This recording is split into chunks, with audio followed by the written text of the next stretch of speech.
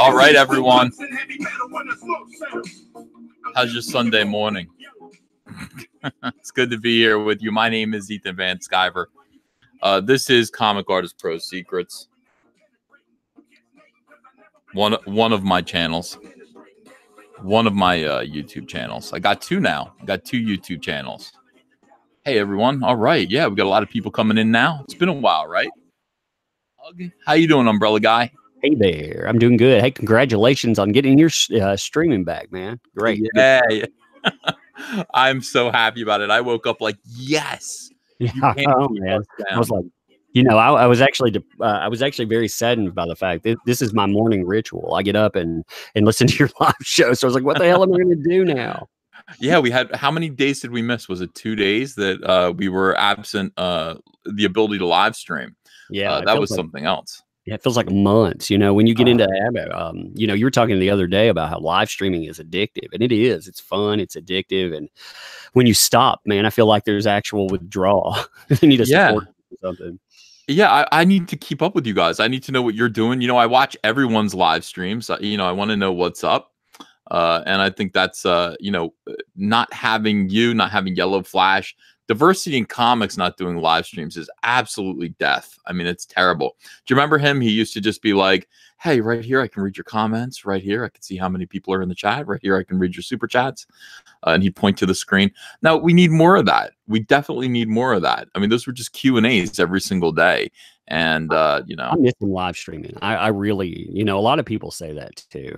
I mean, he could come on a little bit. He could do anything with the, you know, his old potato gear and, you know, filming his leg and his foot, man. And apologize for filming his. Oh my God, guys, I showed you my bare ankle. I am so sorry. That was one of the things about him that used to make me laugh the most is he would just be like, first of all, Ethan, he'd be like, just, you know, don't show your face. And I'd be like, wow, I mean, okay. And he'd be like, no, guys don't want to look at other guys. It's disgusting. And I was like, I never thought of it that way, but okay. And then he'd be like, yeah, just your voice. And make sure that, like, you know, you don't show any part of your body. And then I started to realize he was really talking about his own OCD. Like, he doesn't want to be on camera. He finds people's voices disgusting, and he finds showing any part of a person's body disgusting. And it's uniquely Zach. It's you know, totally right. But I will say that, you know, there is something to it. I like. Here's what we've done here, and we've moved so much past this. We've created talk show radio. We've created talk radio for pop culture and comic books and COMICSGATE and internet drama and all of this stuff. This is meant to be listened to, not looked at.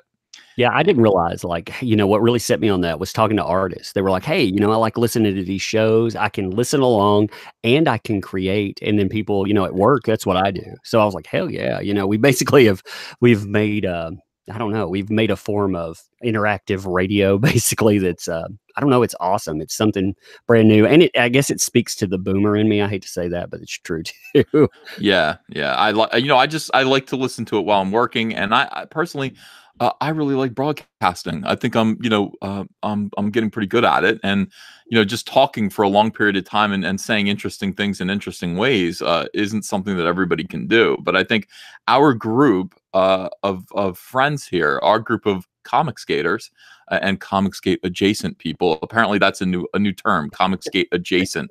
I saw that. we're all pretty good broadcasters, and you know, it's pretty extraordinary. Now, for people who don't know, a couple days ago, I posted a video about Mark Wade, and this was a vicious but righteous takedown. Okay, listen. When it comes to supporting my friends, uh, I like to think that I'm pretty, I'm an attack dog. I will do it. I will support my friends. Um, and listen, Diversity in Comics is in a lawsuit with Mark Wade, and this is something that can't be ignored. You can't just walk away from this and ignore this. This lawsuit is about justice. It's good and evil. He did absolutely nothing wrong, and Mark Wade got involved with his livelihood and got involved in breaking up his contract.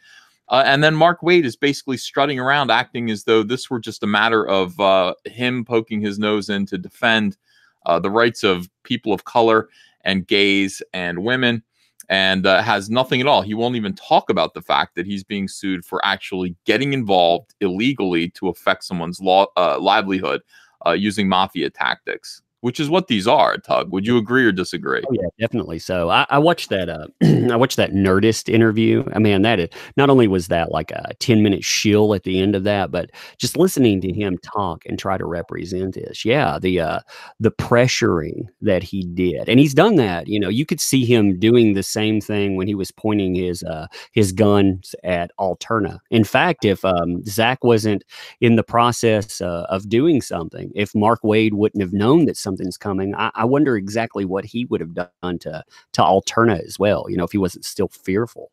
Yeah. Yeah. These are all good questions, things that people need to think about. And then, listen, Zach is suing him. Mark Wade will not admit it. Wouldn't it be great if Mark Wade just got on the Nerdist and said, yeah, you know what? I did. Here's what I did. I called up the people who were going to publish him, and I told them all this bad stuff. And maybe that wasn't legal, but I felt it was ethical. I felt it was my moral right. And so now I'm being sued. And, I mean, there's a way to actually represent what Mark Wade actually did in an honest way. But the fact that he knows that he's wrong, the fact that he knows what he did was slimy and illegal, is evident. It is self-evident by the fact that he won't even admit it when he's shilling for money. He won't even talk about what he's being sued for, because if he knows, I think he knows that if he did, I think he knows that if he actually told these people that are giving him money exactly what he did to my friend, then the donations would dry up and maybe sympathies would change a little bit. I mean, when you're telling artists to give money and you're saying, hey, but in the reality of that, I shut down an artist from being able to do their project. Yeah, I think artists maybe wouldn't sympathize as much. So of course you gotta sugarcoat that in current year rhetoric, because hey, it makes it digest a little easier. Yeah, yeah. Hey, Nasser, by the way, how are you? We see you sitting there.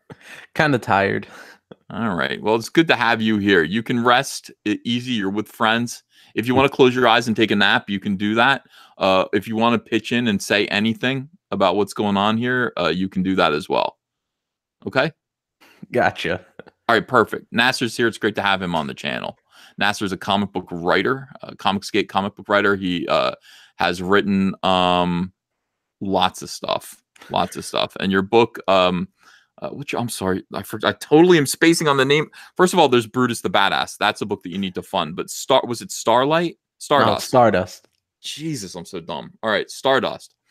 Stardust was fulfilled. Everybody loves it. And Brutus the Badass is on its way. Make sure that you back that book, drawn by Donald DeLay. Anyway, by the way, just before you start, thanks for all the stuff you've done for artists and stuff. I know the last few days have been very trying. I've been watching that play out. So I want to be somebody that actually says, actually thanks for the stuff that you've done. You've kept a lot of people involved in comics. You've actually built up a lot of indie pros. You've done that second tier when COMICSGATE, you have people, we do point, we say, we bitch about what's going on. Well, you have offered some kind of alternative. So a lot of people have pointed negativity at you, but a lot of people are thankful there too. They're thankful that there has been a voice there. So I just want to say, appreciate it, man. Oh, I'm honored to get to do this.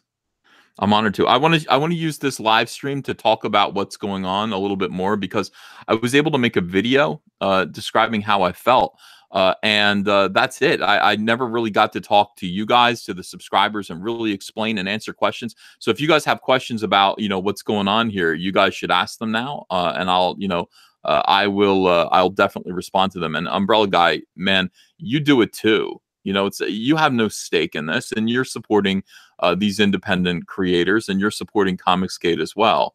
I think it's very brave what you do. You do it at great cost. We've already seen. You do it to the point where you're doxxed and your work is called by these hoodlums, by these mobbers, as future Canadian Prime Minister Jordan B. Peterson once called them to me. He said, "Ethan, you can't let these mobbers back you into a corner." And I said, "No, sir. No, sir, future Canadian Prime Minister Jordan B. Peterson, I won't. I will stand up to them, even though at the moment I don't feel strong enough to do so." That was a year and a half ago. So in any case, here we are together. And the reason for that is that despite the fact that NPCs, and I think I know who they are, and I think I know who you are, who I think you know who they are too. Oh yeah, discuss them enough. They all false flagged my channel. They said that my Mark Wade video was, they claimed it, they striked it based on spam and deceptive practices. So in other words, you can't just go, "Hey, sunglasses, buy sunglasses here, blah, blah, blah." You can't do an ad and then just spam your ad all over a bunch of YouTube channels. That's spam, that's illegal. Deceptive practices are also just saying things that are blatantly not true, fake news. Nothing I said in, I mean, you're allowed to be wrong, but I guess, actually, I don't know what the rules are about deceptive practices. Nothing I said in my video was deceptive at all. That's what they call a false flag, when you're being reported out of spite rather than out of any true violation of YouTube standards. I called on some friends, including Keemstar, and asked if I could get a little help, because, I do fear at this point that sometimes these platforms are not going to be fair. Right. Yeah, I know. I got struck by the same. They reported me for the same thing, and I don't know if just some guys is still standing. Yeah, if you could if you could ask them and be like, "Hey, this stuff may keep coming. It may because it's scary to know that."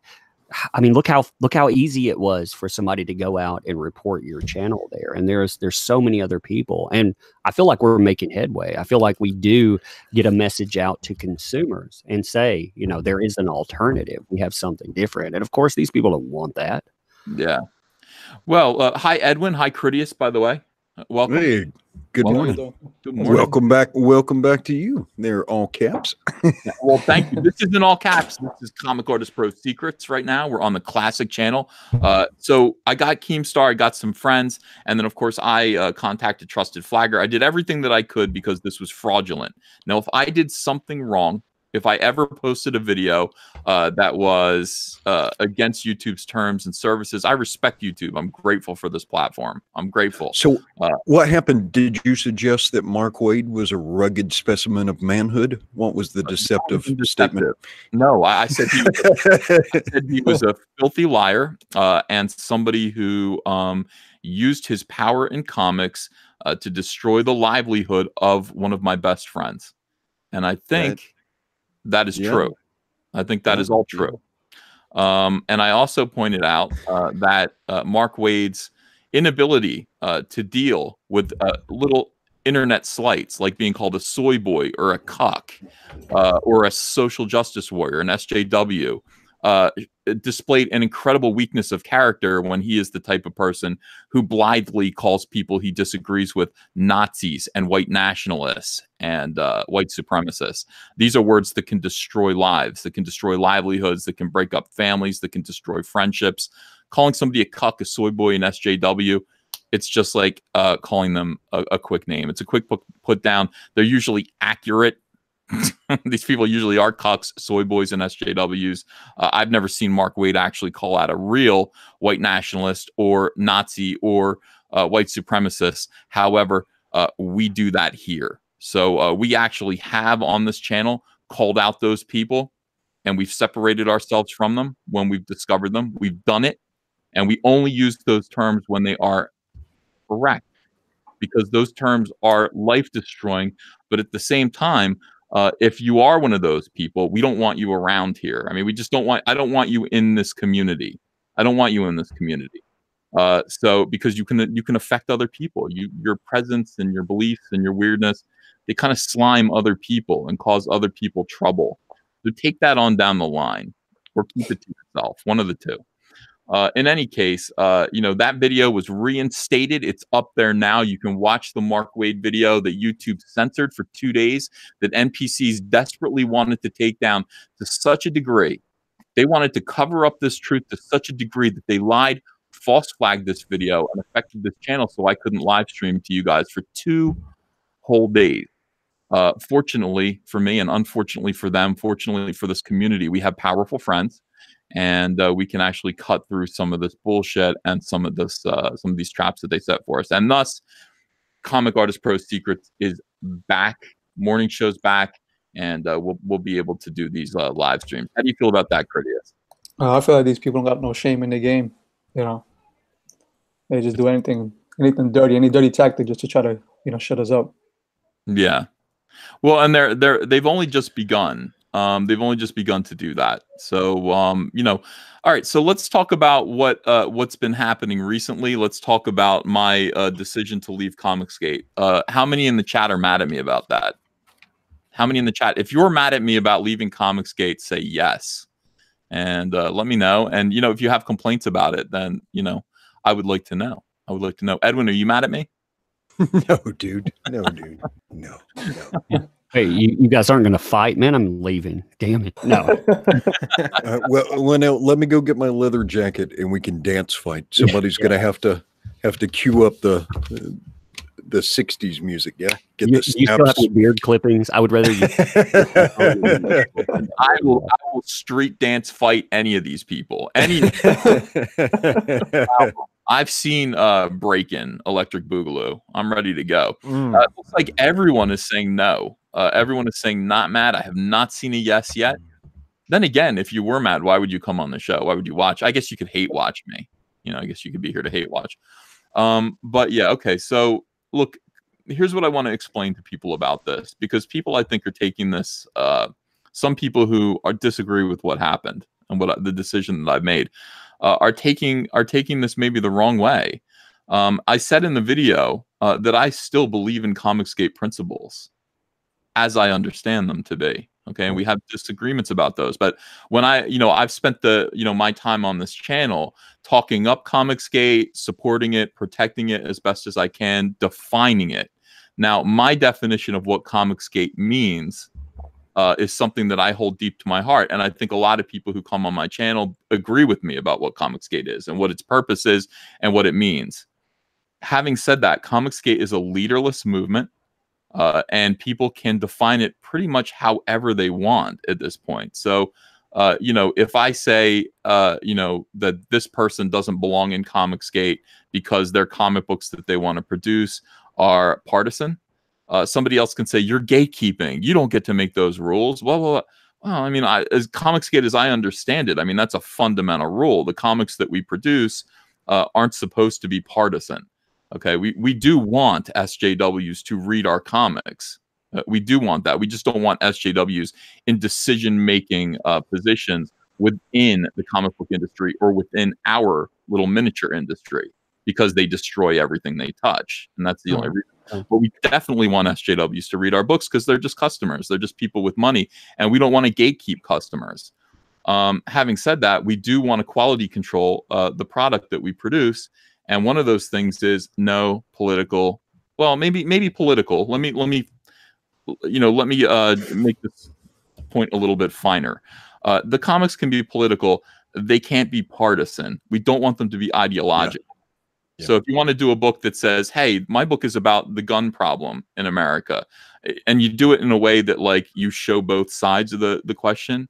And I think like Batman Trail of a Gun that I did, Batman Catwoman Trail of a Gun with DC, the woman who wrote it, excellent female writer, Ann Nesenti. Okay, she wrote Daredevil. Do you guys remember Ann Nesenti? Yeah. DNC loves her. He kind of has like a writer crush on her. Oh my gosh, I don't blame her. She's totally awesome. She's like an editor over at High Times magazine. I really want to hang out with her. She's so much fun. But she Oh, you degenerate. You degenerate. Are you? but no, she's fantastic and kind of a hippie and everything. And obviously she she has her point of view about gun control. But she was careful in that book to show both sides. She showed both sides of the argument. And that way, as a reader, you're definitely going to get the sense that the writer is pro gun control.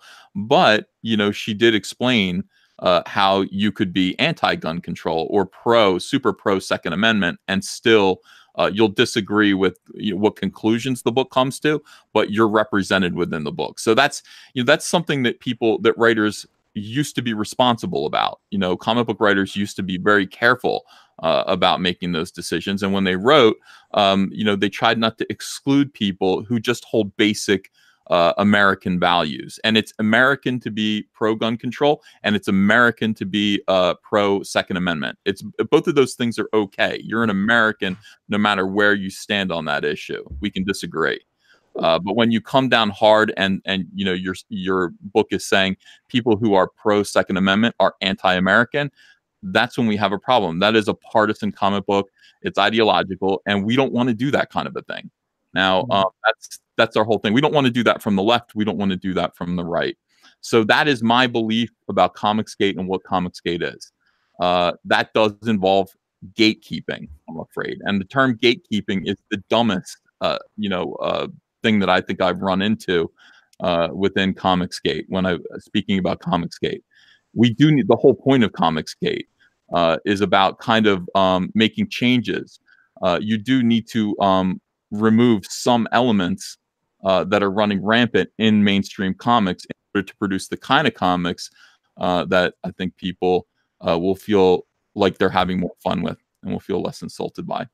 So that being the case, and all of this conflict, I started to run into, and I think this community did as a whole, we just started to run into arguments, not only from the left, the far left, and the mainstream comic book industry.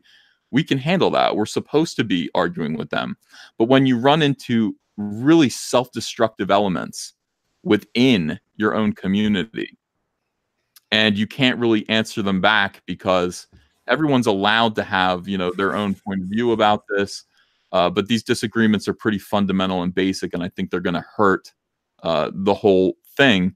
I think it's better at some point to just go, okay, well, we agree about a lot of stuff, but I'm going to stand firm on quite a few things that I've been talking about on this channel as somebody who's a leading voice within COMICSGATE. And if COMICSGATE is this, if it's squabbling all the time, I'm not a part of it. I've already made up my mind about where I stand about things. And I have a lot of people that follow me and agree with me. So you guys can have the hashtag, and I will take the crowd. Okay. I will take the customers over here where we can actually do what we're meant to do. Phase 2 of COMICSGATE. Make changes, implement structure, implement an actual effective business that will make our ideas permanent. Edwin, have I lost you yet? No, man. No, man. You're cruising right along. There's another part of that too. See, some of the people you're debating with, those folks there are still clinging to the corpse of mainstream comics. They hope that that's going to come back to them. If only we can get our point across clearer, or they think they're making headway. And I'm very frustrated by that idea. Like how many people have to insult you? How many people have to show you their butthole on film before you say, maybe I want to go somewhere else, They don't want to listen. They're not going to change. There's no incentive for them to change because they don't believe we're a real audience. Right. For yourself, you're sitting here and you catch flack over saying, hey, I disagree with you on a couple of points here, but I'm going to listen to you. I'm going to respect you, and I'm going to bring you a product. Oh no, you're the monster. Wait a minute. So again, this dying industry out here that's becoming more and more niche, we want to return to them, but we want to somehow break off from the guy who's gonna bring an alternative with the stuff we've been talking about. Yeah, that makes sense to me. It really, I was very frustrated yesterday. Yeah, it was quite a thing, and all of this stuff kind of happened around all this stuff kind of happened all at once, didn't it? You know, it's like the channel got a strike.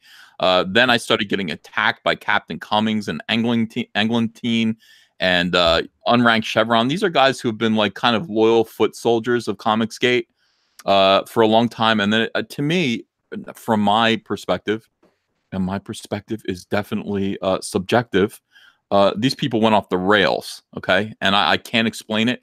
I can't explain Captain Cummings except that he really wants YouTube clicks, and good for him. I love him calling me short. Are you short? Yeah. No, I'm 6 feet tall. I mean, I don't know. You know, it's like he's like, you're 5'7", and he got this information from an internet site like, how rich is Ethan Van Sciver? And it says I'm worth 100 million, man. They were like, man, you must 90 million. He 190. That's right. Yeah, don't you have like a monocle and other stuff? Do you actually dive into money? Ethan, your audience is begging me to tell you or ask you to read their super chats. You've got so many people who are talking to you. Yeah. I'm so sorry, guys. Thank you for super chats. If you want your comments, I'm reading super chats right now, and then we're going to get right back to the conversation here. So, hey, you got to, I screwed up. Like it's been 2 days since I've live streamed. Maybe I've lost my edge. Maybe I've lost my skills. So let me check this out, guys. Wow, a lot of super chats. Thank you so much. Johnny Dollar, love you, Ehe. Keep on keeping on. Thank you, Johnny Dollar. Comics Invictus, long live all caps, long live indie comics. Jorge Versetti, first, or for Chetty, I think, for Chetty. First super chat since the return, suckers. Tony Clark, €2. Thank you. A day without live is a day without pie. So we don't want to miss too many of those. D Scott Chaos Risen, thanks for $4.99. It's Veterans Day. Thanks everyone for your service. The true heroes are the men and women who serve so that we can live free. And I want to thank everyone who serves, specifically my friend Sketch Therapy, who has served his country, and everyone like him. Thank you. We respect your service. We're in awe of you. I'm a coward. I'm not going over there and getting shot at. It really separates the men from the boys right there. I can't do that. And so anyone who does, God bless you guys. We love you. We support you, and we are in awe of you. Gark777, thanks for $1.99. I love you, Uncle E and Tug. No homo. Thank you. Harry Bergeron says, you're back.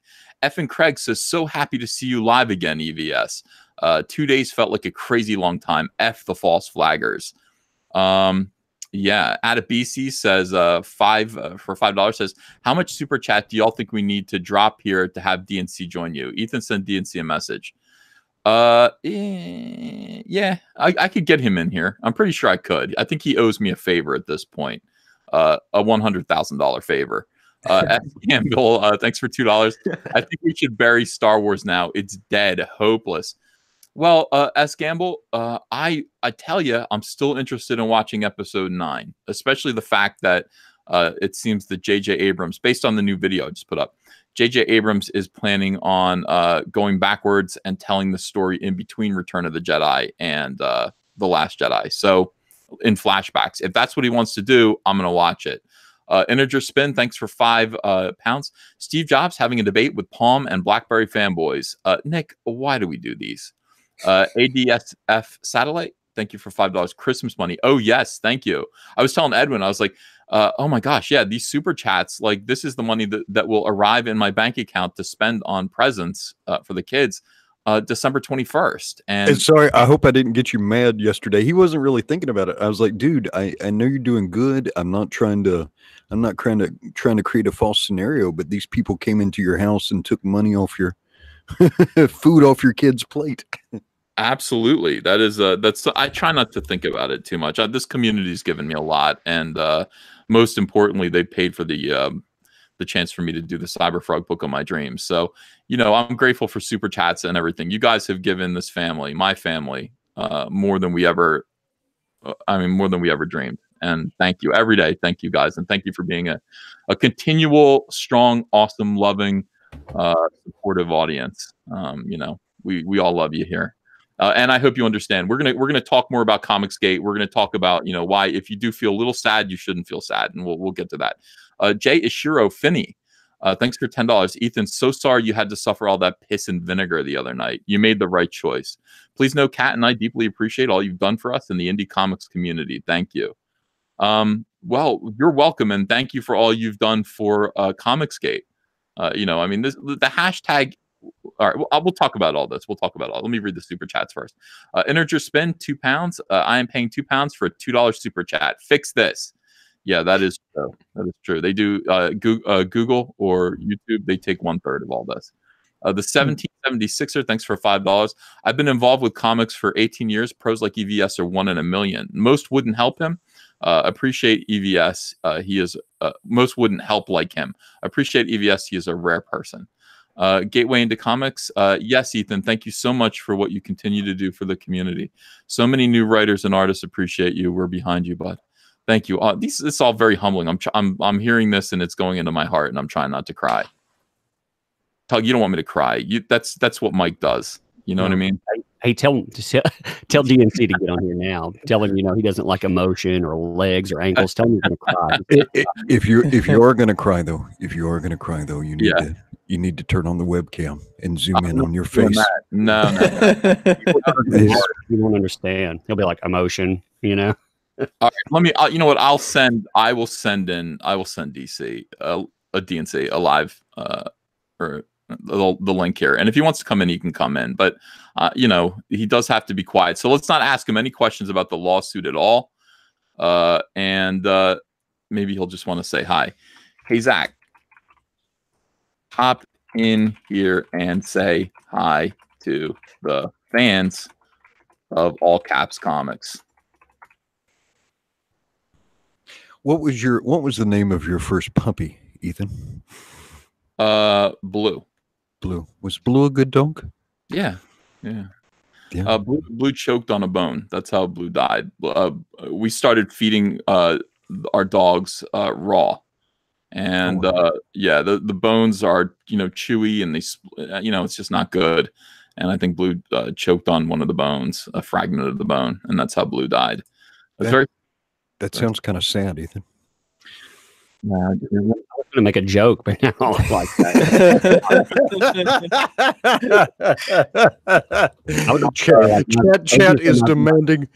Chat is demanding Comics Artist Pro secret tears. I'm not much of a dog person. I loved my dogs when I had them. I had a Great Dane, and I had I had Blue, who was black and kind of a mixed, kind of a mutt. But yeah, my frog Kermie broke my heart. I did feel sad. I felt maybe sad. I'm going on the wrong tack then. Do you remember that time you spent a hard work down in the basement, live streaming, drawing your fingers off? Yeah. And then you recall there's a single slice of pie up in the refrigerator. Yeah. It's an Entenmann's pie, Ethan. And you're working. Entenmann's pie. I mean, Entenmann's. Does Entenmann's make pie? Do they make pie? What was your favorite pie? You like the fruit pies. You're more of a fruit pie person. I would want a freshly baked pie from a bakery. Pie, you want to go high quality. You don't want to go low quality. You want to go high quality. Most expensive pie you can find. But you can go into Walmart. Walmart pies are good. All right, so that you're down in the basement. You're pushing it. You were up early. You did the morning show. You were inking the heck out of Cyberfrog. I mean, you're working on a masterpiece, working your toe thumbs to the bone. Yeah. And you're looking forward to walking up those stairs and having that slice of pie. There's one slice of pie left for Ethan. And it's late in the day. You've pushed yourself and you come up the stairs. Yeah. And on the counter, you notice a plate and just the last crumbs of your plate. And you look by the plate and there's a little signed note and it says, Ethan, thanks for the pie. Love, Mark Zaid. Oh my God. Oh my God, no. Well, he's taken so much from the community, but to take my pie, my last slice of pie would be an outrage. Let me explain. No tears? No. Let me explain something. There is never a sliver of pie left. I eat pies in maybe two portions. So there would be half of a pie left or no pie left. Either it's always like a whole pie, a half a pie, or no pie. I would never leave behind just a sliver of pie. Ask Andrea. She will tell you all about that. All right, let me read these super chats and stop trying to make me cry. You didn't put in enough descriptive there. My feelings are right on the surface. They're right on the surface. I'm telling you, you should have been like, inking like a lovesick squid. And, you could have got in there. You could have really got in there. All right. So Harry Bergeron says, you sound far less bitter than I am on your behalf. Well, yeah, I got to stay chipper, man. I don't want to get grumpy. I think so many people there's so many reasons to just be angry all the time. And it feels bad. I mean, you got to just forgive and forget and move on. And I do that. I do forgive well, I don't forget. I'll never forget. But I do forgive, and we just move forward. Trencher 1375 says, we are still here, and there are more of us than there is of them. I know that, Trencher. Thank you for your support and your continued loyalty and the big super chats, $20. Ben Jones, thank you for $20, man. Glad to see you back, man, and thanks for all the help with getting Asgard funded and setting a standard of quality in comics. Well, Ben, you're definitely a part of that. Asgard is a brilliant book. He says, we little guys are going to show the world what we can do.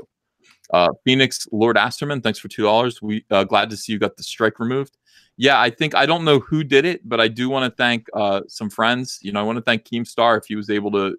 That was one of the reasons why it happened so quick. We did ask him, and suddenly, boom, the strike's down. So if that was him, thank you. And thanks to YouTube and Trusted Flagger for also helping get the strike down. It was unjust. I didn't do anything wrong. If I did do something wrong, like I told Edwin yesterday, I'd take my punishment. I could do 3 months standing on my head. But I didn't do anything wrong. So not fair. And I'm glad that they saw that. Gateway into Comics, thanks for $20. Hey, everyone, lifelong writer here. Check out my stuff. Every day I release a new video outlining my full process of writing comics that draw readers in and sell.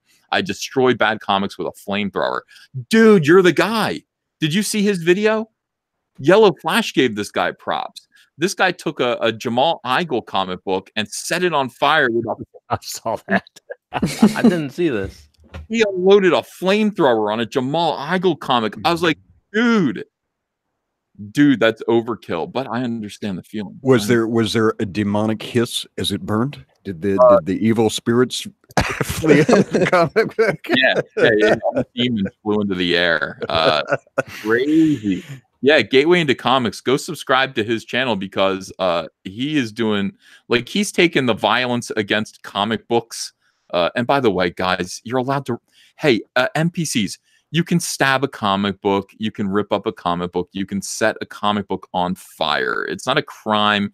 It's not a threat. It's not violence. It's a funny expression of frustration with a bad comic book. And get over it and stop trying to demonize people for criticizing your work. If anyone set fire to my comic, I'd probably, I'd be like, well, thanks for purchasing it, and let's watch my comic book burn, and it'd be kind of fun. Everyone relax. Emotionally exhausted, thanks for $5. Uncle Ethan, thank you for taking a stand against ingratitude, bitterness, and never-ending drama. I hope we can get back to simpler, happy times. Oh my gosh, wait till you see what we have coming up. You're going to be so excited about this, especially if you're somebody who was looking forward to getting back to more drawing and comic book oriented content, because I'm going to bore the piss out of all of you. Hey, dude, you started to tell me that you were doing something with Kanan White, but you never got a chance to feel that out. Oh, we'll talk about that. We'll talk about that more. I want to get Kanan in here to do that. And I was actually just speaking to Kanan earlier today about Fearsome, the comic book. Kanan White and Cecil are the first two COMICSGATers that I'm taking over to All Caps Comics. Obviously, we still have Kyle Ritter, but I mean, my first two people that I'm claiming and saying, come over here and work with me, please, are Cecil and Kanan White. And I will look for more people as we go. Hey, Zach, how you doing? Pretty good. Thanks for inviting me. I had a little trouble signing in, but I'm here now. Oh, good. We're glad to see you. Yeah, everybody said they wanted to just hear your voice and have you on a live stream and stuff. So we're talking about, All Caps Comics and COMICSGATE. Now, first of all, listen, Zach, you are an elder statesman of COMICSGATE. Is that fair to say? Yeah. Yeah, of course. You and a bunch of others. I want to, first of all, I want to check with you. What do you think about me announcing that I'm leaving COMICSGATE to form my own movement, my own little company called All Caps Comics. So I haven't. I was really interested in watching your video, and then I didn't finish it. Sorry, I'm in the I'm editing the print file for Jawbreaker, so it's really intense, and I keep getting just getting emails and answering that type of stuff. But I understand it. I've always considered COMICSGATE to be a revolutionary phase of going from one thing to another.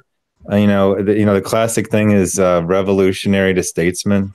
You don't just sit there, blowing up power stations and living in the jungle for 30 years. You eventually, change your tactics and basically a model. You've proven a model of promotion and sales and an alternate way to sell and promote and get people excited about comics. So it's kind of done.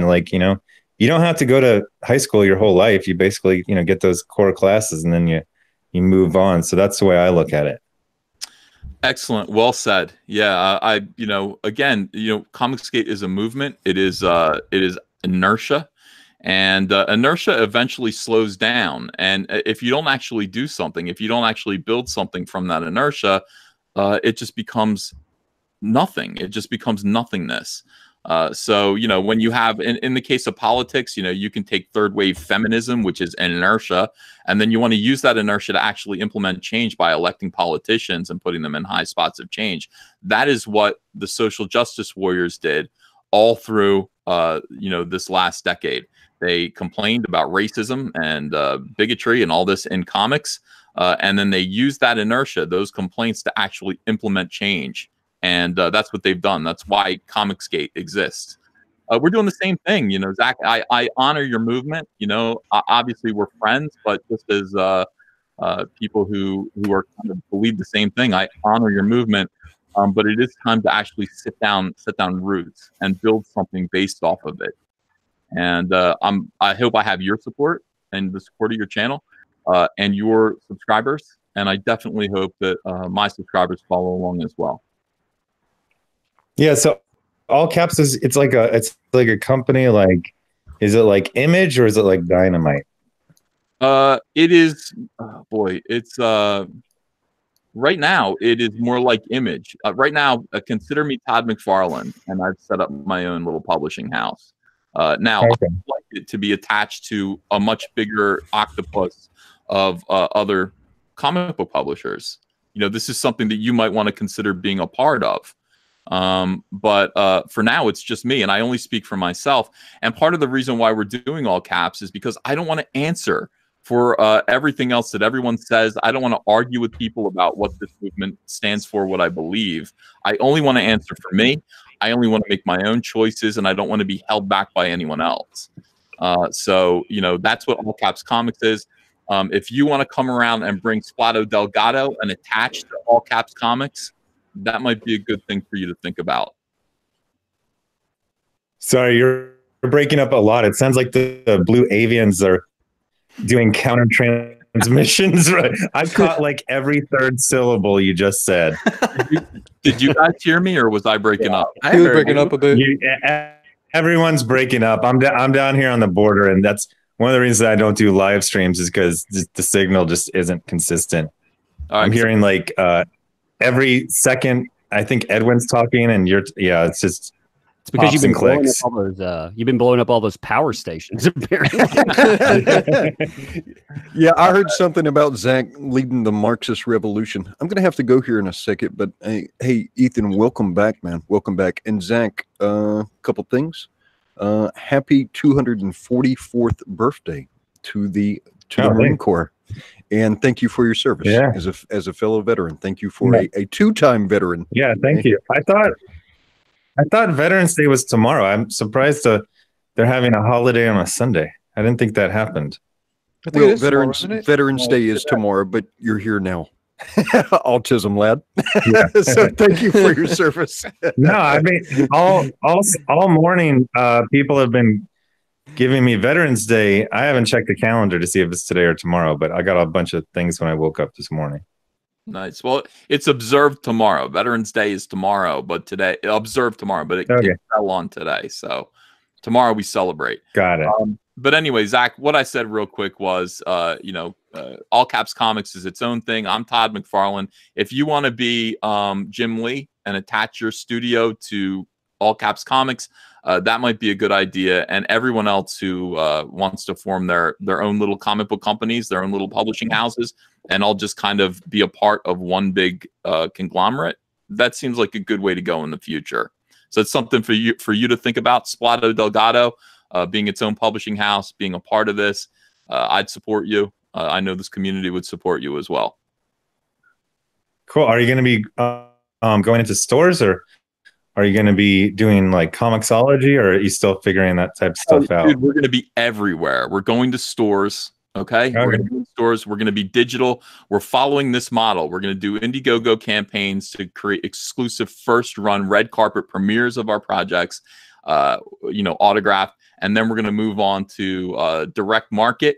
And then from there, we're going to move on to digital. I want to roll these things out, these comics out in that order. The most expensive version first for the people who are the most excited about it, and then slowly just kind of leak it out until it's digital, so that people who just want to have a read can do that last. Digital should always be last because it's the easiest to bootleg and steal. We don't want people pirating our comics. Yeah. So, and are you eventually going to dump 250,000 unsold copies to Ollie's outlets around the country?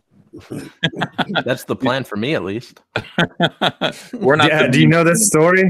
Do you know this story? Tell everyone. Oh, I've never lived anywhere near an Ollie's outlet, but I guess it's a thing, and it's all around the country. So all of these fake high numbers that we've been saying Marvel overships, they're just gaming the system to fool Disney. Well, eventually those physical overships have to end up somewhere, like the unsold ET video games that were buried in a landfill in New Mexico or something like that. Mm-hmm. So Marvel's just been pumping out trash, giving these fake numbers, Disney apparently falling for it. But those books have to go somewhere, So I guess there's this discount chain of, it's like a liquidation warehouse called Ollie's Outlets. And suddenly they have this hundreds of thousands of unsold comics for trades paperbacks sold for nothing. So you couldn't hide it forever. They have them for $1 or $1.99, and they have like huge pallets, like multiple size pallets. Yeah, man, I go down there, and we have 2 near us, and they'll have 10, 20,000 books sometimes. I mean, it's insane how many books are there. It's crazy. That is creepy, and it makes perfect sense to me. So we're not going to do anything like that. We're going to basically print to order, and just make sure that our comic book kept rare, so that people actually want to chase them down. I don't want to overprint. I mean, the idea of stopping Cyberfrog's, indie store, it's in-demand store, just means, hey, you've got 2 months to buy Cyberfrog, and that's it. If you missed it, you missed it, and you're going to have to either buy it on the secondary market or wait till the nenext campaign. And I think that's the best way to create real demand, not variant covers, not overprinting, not overhyping, not all of the stuff that the big two do. Actually create demand and incentivize being on top of these Indiegogo campaigns. If you want the book, you have to be prompt, and that's it. That's it. So that's the best. It's really interesting because I've had Jawbreakers just closed last week. But Ironsides closed, I think it was only open for like 60 days. And it does create this real strong, I can't just buy this forever. And it's kind of exciting to get in. People will say, I'm real excited that I jumped on Ironsides, but I'm kicking myself because I didn't jump in on Jawbreakers. So like I said, I don't know when this stuff will be reprinted. It might be, I might keep it out a year and then do it in a different, version, but it makes it more fun. A part of it is just the fun of the hunt. And, I got in this, or I missed this, but I didn't miss the next one. That's very exciting. I don't like digital because there's no excitement to it. It's anyone can buy anytime. It was a big deal when I found Mr. Miracle #1. I literally traveled like through 8 states to find a physical copy of it. Buying the digital version was not exciting. It was just like, man, whatever, who cares? Right. Yeah, I know. I know, but like you're like that. You are somebody who wants to hunt down comics. But I think one of the things that I've found, and one of the ways that comic books have to go moving forward, is they really do have to be handed to people at this point, because we live in a society right now where people don't want to interact with each other face to face. People don't want to get in their car, drive all the way out to a comic shop if they have one nearby. Sometimes they have to go many, many, many miles to find a comic book shop, interact with weirdos in the comic book store, and then bring home a $5 comic book that insults everything they believe in. That is why comic books eventually will die with the current system of doing things. We really need to find a way to put these comic books right in people's hands. One click, buy, purchase, it gets shipped. Oh yeah, yeah, and the it's not as, and we're learning everything. Like this first couple of projects, it was a huge learning phase, and it was just a lot of guessing. But now I have all like solid numbers on, and my next set of books are going to be a lot cheaper. And this is information that can be shared to make everything better for everyone. It doesn't even really cut into profits. It just cuts into tape. Finding cheaper ways to buy tape and really boring stuff, but that saves money for everyone, and it's still profitable, which means profit obviously means that it can be continued, and sustainable. Absolutely. People are saying they love you in the chat. Everyone's happy to hear from you. Oh, great. Yeah, thanks. I'm a little under the weather. I got something coming out of the oven literally right now, so thanks for the invitation. And this, I can prove that it's not a lie. I'll take a picture if you need me to. Yeah, do that. Make sure and get back to live streaming ASAP. Your fans miss you. All right. It's not possible because of the internet down here. Oh, really? That sucks. All right, brother. Yeah. Have a good day. It's not dependable. Thank you for your support and your service, man. Thanks. Yeah, thank you, Zach. Later. Oh, thank you. You too. All right, Thanks. man. Bye. All right, good to have Zach on the show. Briefly, see, you guys ask for it, we make it happen, and that's that's part of Comic Artist Pro secrets. That guy's great, and it's a rare thing to get him on a live stream. All right, let me get back to these super chats. Let's see, Uncle Ethan. I think I read that one. Uncle Ethan, thanks for taking a stand. Wonder Girl 60, thanks for $19.99. Monetization is back. I love and support you. Thank you so much, Wonder Girl 60s, for $20. Snakebit Goat, thanks for $2. Let's play Beat It by Michael Jackson, Bro White. Okay. The GRP poll, Hail Caesar, may all caps shine bright. Custom Songmaker says COMICSGATE is a social construct. You can't leave it. You also can't join it. Anyone can ignore it or stop talking about it, but the idea still exists. We'll talk about that more. Robin Eaton, thanks for £1.99. Hey, Uncle E, support from England. Thank you, my friend. Vince Garrett says, separate the men for the boys and be an example. People need to truly be successful. You are helping show the way. Uncle E, thank you. At a BC, if you don't have your stance, which I agree with, by the way, how would you distinguish SJW from COMICSGATE? Oh boy, that's a big issue. There's a big divide between SJWs and COMICSGATE. SJWs are basically ideology chunk packed and formed to look like human beings. That's all they are. Their entire purpose is not to love comics or create entertainment. Their entire purpose is to proselytize far left-wing values under the rubric, under this disguise of superhero comics. And it's evident. It smells bad when you actually experience it. You're just like, these comics stink. They're awful. Channels like Diversity in Comics are really, really good at pointing out these SJW tropes. You'll find them. They're all consistent in comics, in SJW comics, no matter which particular SJW creator is writing them. It's garbage. COMICSGATE just stands for the opposite of that. Redfield 70, politics are fine with me, but no lectures and no trying to fix the audience. Ask us to think if you'd like, not to join, or worse, resist. Ew, resist. What a word. Michael Derrick, all caps, all day, every day. Thank you so much. Happy Hobbit, thanks for $4.99. You make the right move. So happy to have live streams back. Me too. Celtic Dave, or is it Celtic? It's Celtic. Celtic Dave. Good morning, EVS. Glad you got that strike removed. Me too. True. Gunnar Rene Owe says you have to dance fight me.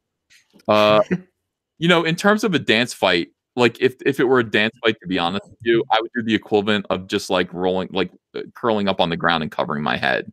Like I can't dance at all. You know, Andrea makes fun of me when I dance, so I'd probably just say you know, like the equivalent of just stop punching me if it were a dance fight. And isn't that disappointing? Wouldn't you rather that I was like I got out there like Tony Manera and Saturday Night Fever, started dancing? It'd be great if I was like that. I'll bet Critias can dance. No, when I was younger, and then I don't know when I got older, I just became a stiff. I was like, I don't want to dance. Yeah. I don't feel like dancing. Dragon's Roar, thanks for $1 donation. Snake Bit Goat. When you need to save your dog, call Cyberfrog. If the bog is in a jam, call Cyberfrog. With his great big guns, he busts hornets for everyone. He's a real frog's frog, Cyberfrog. Oh, you guys have to see this playable video game now. It's ready. It's playable. It's one little level, but boy, you get to punch hornets and everything, and you ribbit, and it's so good, dude. It's so good. But you can pick up a car and drop kick a car into hornets and smack awesome. hornets. It's so badass because Cyberfrog's legs are much stronger than his arms. So like he can kind of, if he punches you, your head will be mush. But I'm telling you, if Cyberfrog were to actually drop kick you, he'd obliterate you. He's really, really, like his legs can bench press 50 tons. So Jam Creates, thanks for $1.99. Will you still promote other people's books? Most certainly. I'm not changing a damn thing. You know, the only thing I'm saying is I'm not COMICSGATE. Okay, I'm not COMICSGATE. They're COMICSGATE. I'm all caps comics. S-Gam Bill says, great Star Wars video. I'll wait for your review of episode 9. Thank you. I'm glad you enjoyed it. The DJD show says, hug tug, EVS, Ed, Crid, and Reboot Nasser have fun. Carl Hungus, we will march with you to the gates of hell, Caesar. That's a lot of super chats, guys. Thank you. And thank you guys on the panel for being patient while I go through these. I appreciate it. And hello, we've got Huerta in here right now. How you doing, my friend? Pretty good. And you? Great, man. I'm glad you joined. We'll talk to you in a minute. I want to talk about your book and promote you while we're here. Ian Howe says, out of Mass General, home sweet home. Ian, I know you were having some health problems, man. I'm so glad you're okay. He says, thanks for the thoughts and prayers. Long live all caps comics. Heart Frog. Yeah, same to you, pal. Rest up, heal up, get back on your feet. And thanks for the super chat. Leon Garnett says, I came home looking for a frog merchant and I found a place to call home. Long live EVS, long live all caps comics. Frog's gonna leap, haters gonna hate. And that's true. It's nothing you can do about that. Kay Brady, can we get some tears when you get the YouTube button? I want that YouTube button. And I hope to get there, but right now I'm bleeding subscribers because of this. I think I lost 100 subs over the past 12 hours since I announced. Yeah, it sucks, dude. But people are telling me now, we're leaving this channel to go over to the other one. I'm like, well, don't just could you just stay subscribed? No, we're unsubbing. All right. Don't worry, you guys. For every one you lose, you get 5 more. Well, not so far. It'll happen. I hope so. Yeah, I want to get to 100 as soon as I can. So that's just the way it goes. And fair play. Hopefully I will gain them back. But I think people want Star Wars videos on this channel. I'm finding that out. That when I do Star Wars videos, people like them and I get a lot more subs. And so rather than disappointing the people who want this channel to be an art channel, that channel is the art channel. And like I said, you're going to see in-depth stuff. I'm going to be instructional. You're going to see all the Cyberfrog stuff come together, all the Rainbow Brute stuff come together, and I will talk you through it. But that stuff is boring to Star Wars people who want gossip and Star Wars drama. That's going to be on this channel, and I think everybody will be happy that way. And hopefully, most of you want both of these things. So that's what I'm hoping anyway. Let's see. Snow Frostwitch says the new logo needs to have the eye raised up. It's too low. Appreciate all you do. Yeah, I'm talking it through. We'll get it down perfectly. The other thing I don't like is and I told James Dean this. I said his mouth in the original is open really wide. It's not in the soy boy thing. He's laughing, like he's cackling and having a great time. That needs to be changed. It's not just a smile. It's a laugh and a talk. He's going to hopefully make some adjustments, and that eyebrow needs to be raised up a lot higher with the little wrinkle above it. It's just the perfect drawing. The more I look at it, the more I like it. Let's see. Valdez DeFrank says, watch Corey Barlog video on his first review of GOW. What is GOW? What is GOW? Gangs of... I don't know what it is. I don't know what GOW is, Valdez. Tony Clark would be horror if Tico disappeared. No explanation. Gravity Cat, they burn slower than soy pants. Seamus McCallahan, when we get in bottle EVS tears in your shop. I'm not going to cry. DJ D Show says, I donated to Zach, a.k.a. Richard. You go, girl. Thank you. The Gaz Ruin says, so glad you got the channel back up. Regarding COMICSGATE, as a newcomer to comics, I love how you bring on creators and promote their comics. I got to take a break. This is a lot of stuff. Let's, wow, a lot of super chats. All right, yeah, let me get back to conversation and talking to these guys. I will get right back to the super chats in a little bit, but we've got, I'm being rude to my guests. It's Andrew Huerta, right? Yes. Yes, sir. It's great to have you here. Andrew is the creator of an Indiegogo campaign called Sovereign. You want to talk about that? Oh, yes. Sovereign is basically what I missed about the 80s and 90s comics, when just everything was fun, crazy, apolitical, bringing back that, anime, like Jim Lee, X-Men. I just want that color and that energy back in comic books. So I decided to make my own called Sovereign, and it's basically an action adventure epic that takes place in the post-apocalyptic future, where advanced or artificial intelligent machines known as the Gray have taken over the world and enslaved most of humanity. But the Earth has like a champion and protector called Sovereign, and he awakens to fight off the Gray, and we just go on a crazy adventure after that. All right, so the link is in the description right now. I just added the link to Sovereign. If you want to back Sovereign, you're not yet. You haven't even met your goal yet, Andrew. I'm really close. I'm almost at 10,000. I haven't really been pushing it too much. I've been really busy with work stuff, but I know we'll get there. I have like literally over a month left, so I'm not too stressed over it. Well, I do hope that you do get there. This is the book right here. Sovereign, the ultimate being and an 8-year-old slave together.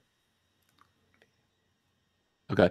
Together they set out on a quest to save the planet by Andrew Huerta. This looks, again, one thing that people say when they look at this book, everyone calls you our Joe Madureira. Right. Joe Madureira. I used to be a Joe Mad clone back in the day. Oh, really? Mm-hmm. When I was in my teenager, I used to be a Joe Mad clone.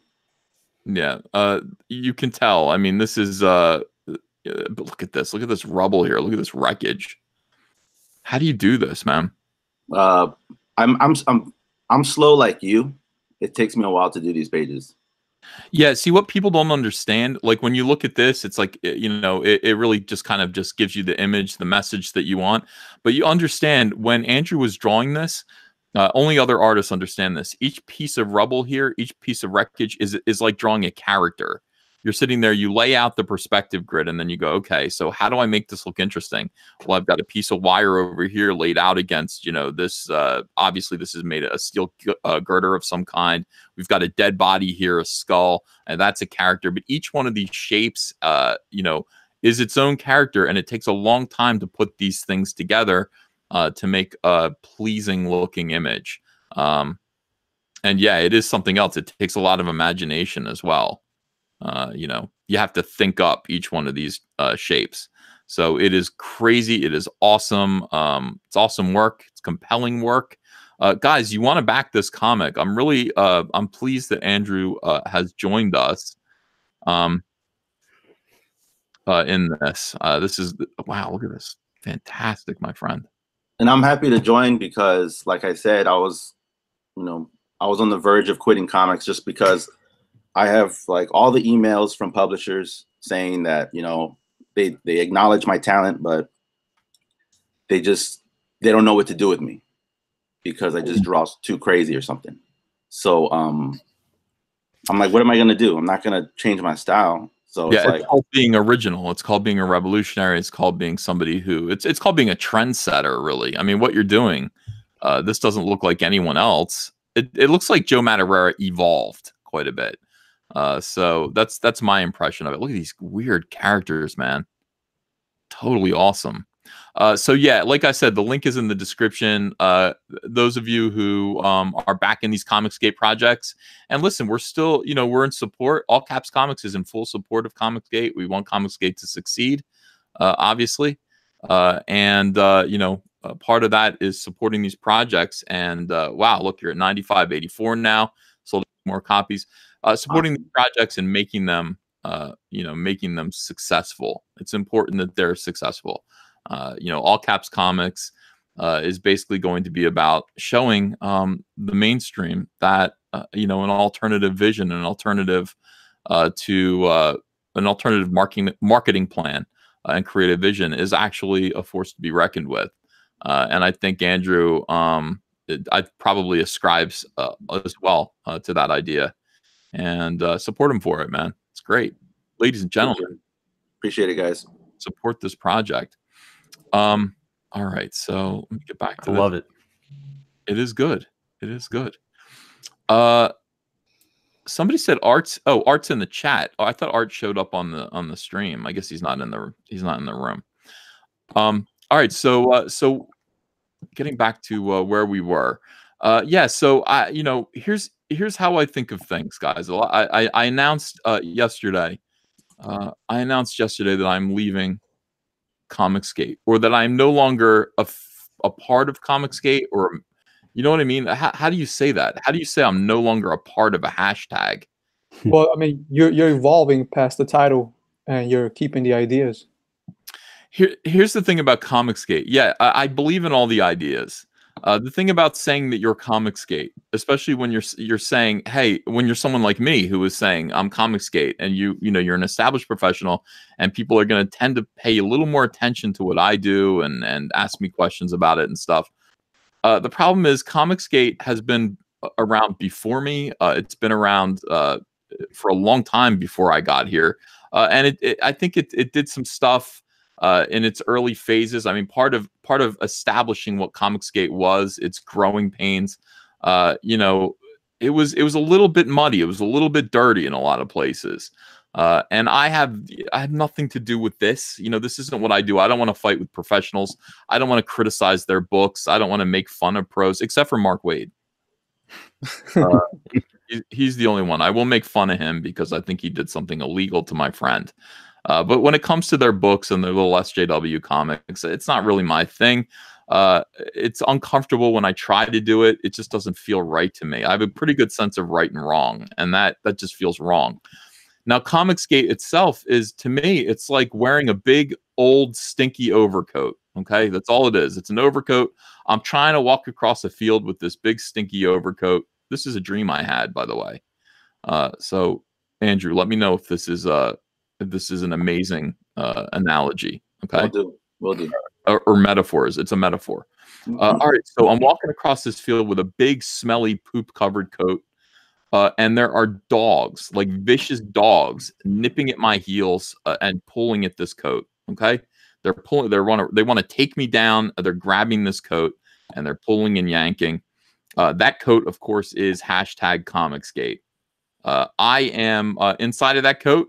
I'm just my own set of ideas. I am not that coat. I'm my own person.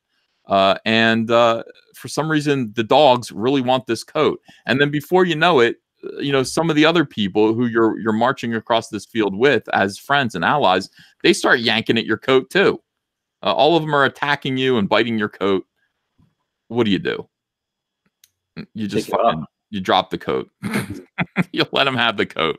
You guys want COMICSGATE so bad, you got it. Okay, COMICSGATE, hashtag COMICSGATE means nothing. It's a word. It's a word. The ideas in and of themselves linger on. They're important, and All Caps Comics is a fresh new idea that is free and independent of any of the stuff, any of the garbage that is associated with COMICSGATE, any of the bad stuff that went on, any of the lies, any of these allegations. All Caps Comics has nothing to do with it. Absolutely nothing to do with it. I take blame and credit for everything that I've said, everything that I've ever done. If I've ever made a mistake, that is my responsibility. Whatever Naster does is not my fault. Ethan, I said for I said if lately that the name COMICSGATE would go away eventually, and that it's just going to become the fandom around each of our books, and I think that's what's happening now. Well, it's hashtag activism, or you can look at other hashtags and see how they've gone. You take on the strengths to have a voice, but you're looking at the weaknesses. You're looking at the fracturing that the petty stuff, and it's like, man, I saw stuff the other day that I do not want to be associated with. I want to point my finger at the industry and say, that's not good. This stuff is good over here. And, you know, I don't want all the baggage that goes with that. Me either. And that's what this is all about, guys. It's just about saying, all right, you know, I don't want to be responsible for whatever Captain Cummings believes in, or whatever he said. You know, he made a video saying that, you know, Mark Wade's wife, never mind. He said some filthy things. I don't want they're associated with COMICSGATE. I didn't say those things. I don't want those things attached to me. I don't care what Englentine believes. I don't care what the other nobody believes or says, Unranked Chevron. I don't care what these people believe or say. It has nothing to do with me. Those two were cancer. Hey, Ethan, I don't want to change the subject too much, but on Twitter, I saw that JDA was talking about claiming COMICSGATE.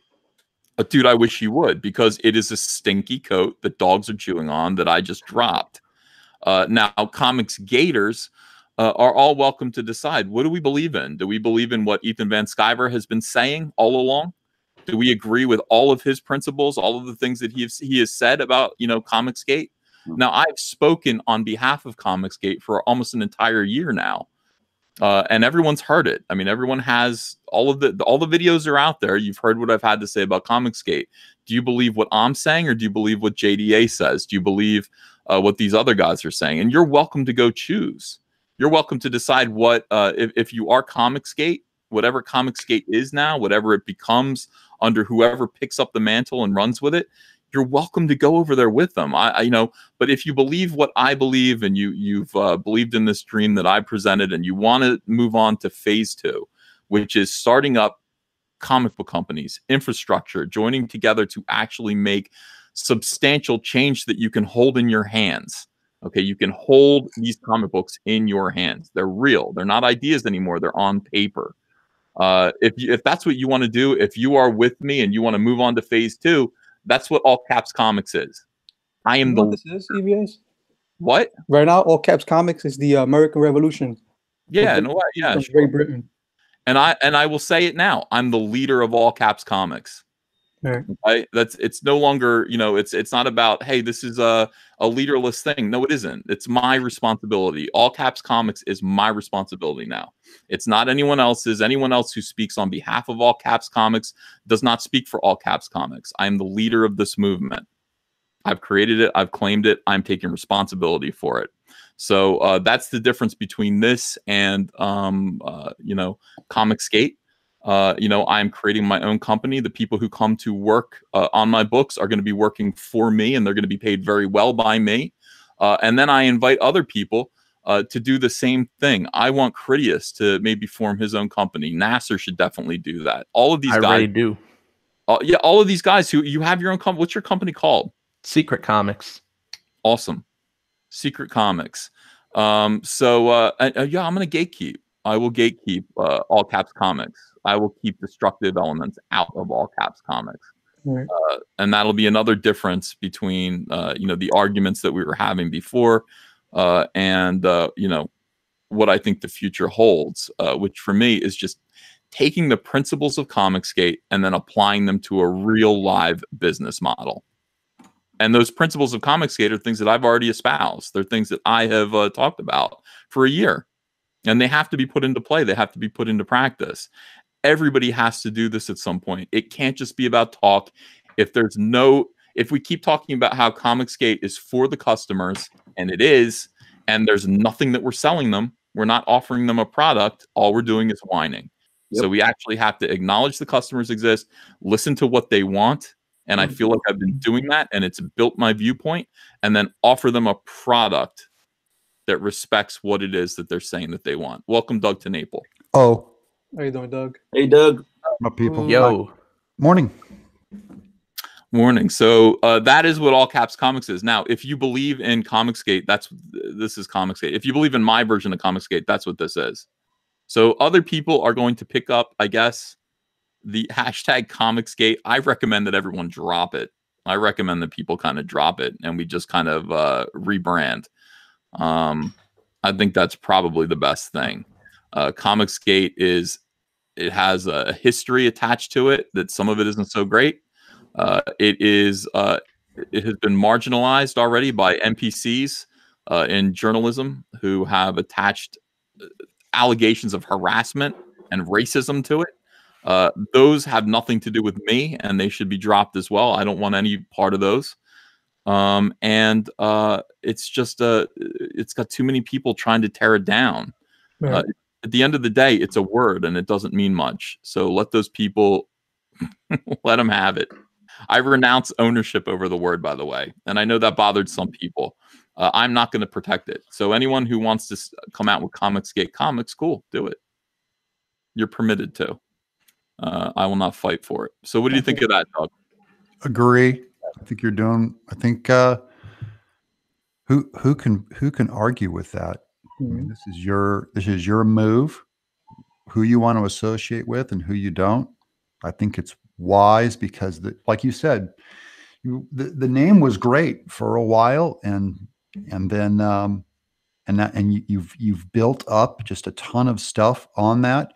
But it was always about you being an independent comic artist going for it with your own business and your own creations. Who in the world could have a problem with whatever you want to do? And you were only generous with the COMICSGATE name, spreading it around, having fun with it.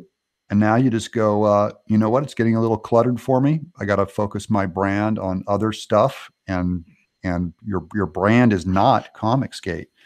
You'll always have overlap with that name and with your audience. But you know what I mean? I get branding your comic company, all caps. I get staying focused on that. Let's get all caps spread all over the internet instead of COMICSGATE. Sure. I mean, that's another thing that we can talk about. We can talk about all caps being an umbrella for, more guys.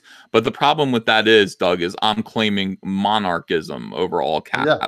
So that, that's the difference. So it's like I'm going to invite people to come work for me, but I recommend that other people form their own versions of little companies, and we can all kind of work together like different separate nations that are attached to one big continent. And that's kind of how I see the future of this going forward. So Doug to Naples Comics is it's Italy and I am France. That's right. No, and there may be people who want to publish under your name because they don't want to handle the taxes of a business.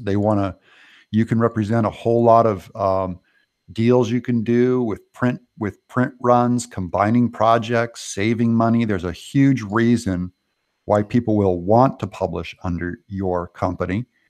And my own company, I've been doing independent comics, in a way, Image is a kind of a mutant indie publisher where I'm my own book guy, even though I publish through Image. And then I'm not doing Bigfoot Bill through Image. I'm doing Bigfoot Bill through Doug to Naples Incorporated, through my comic company.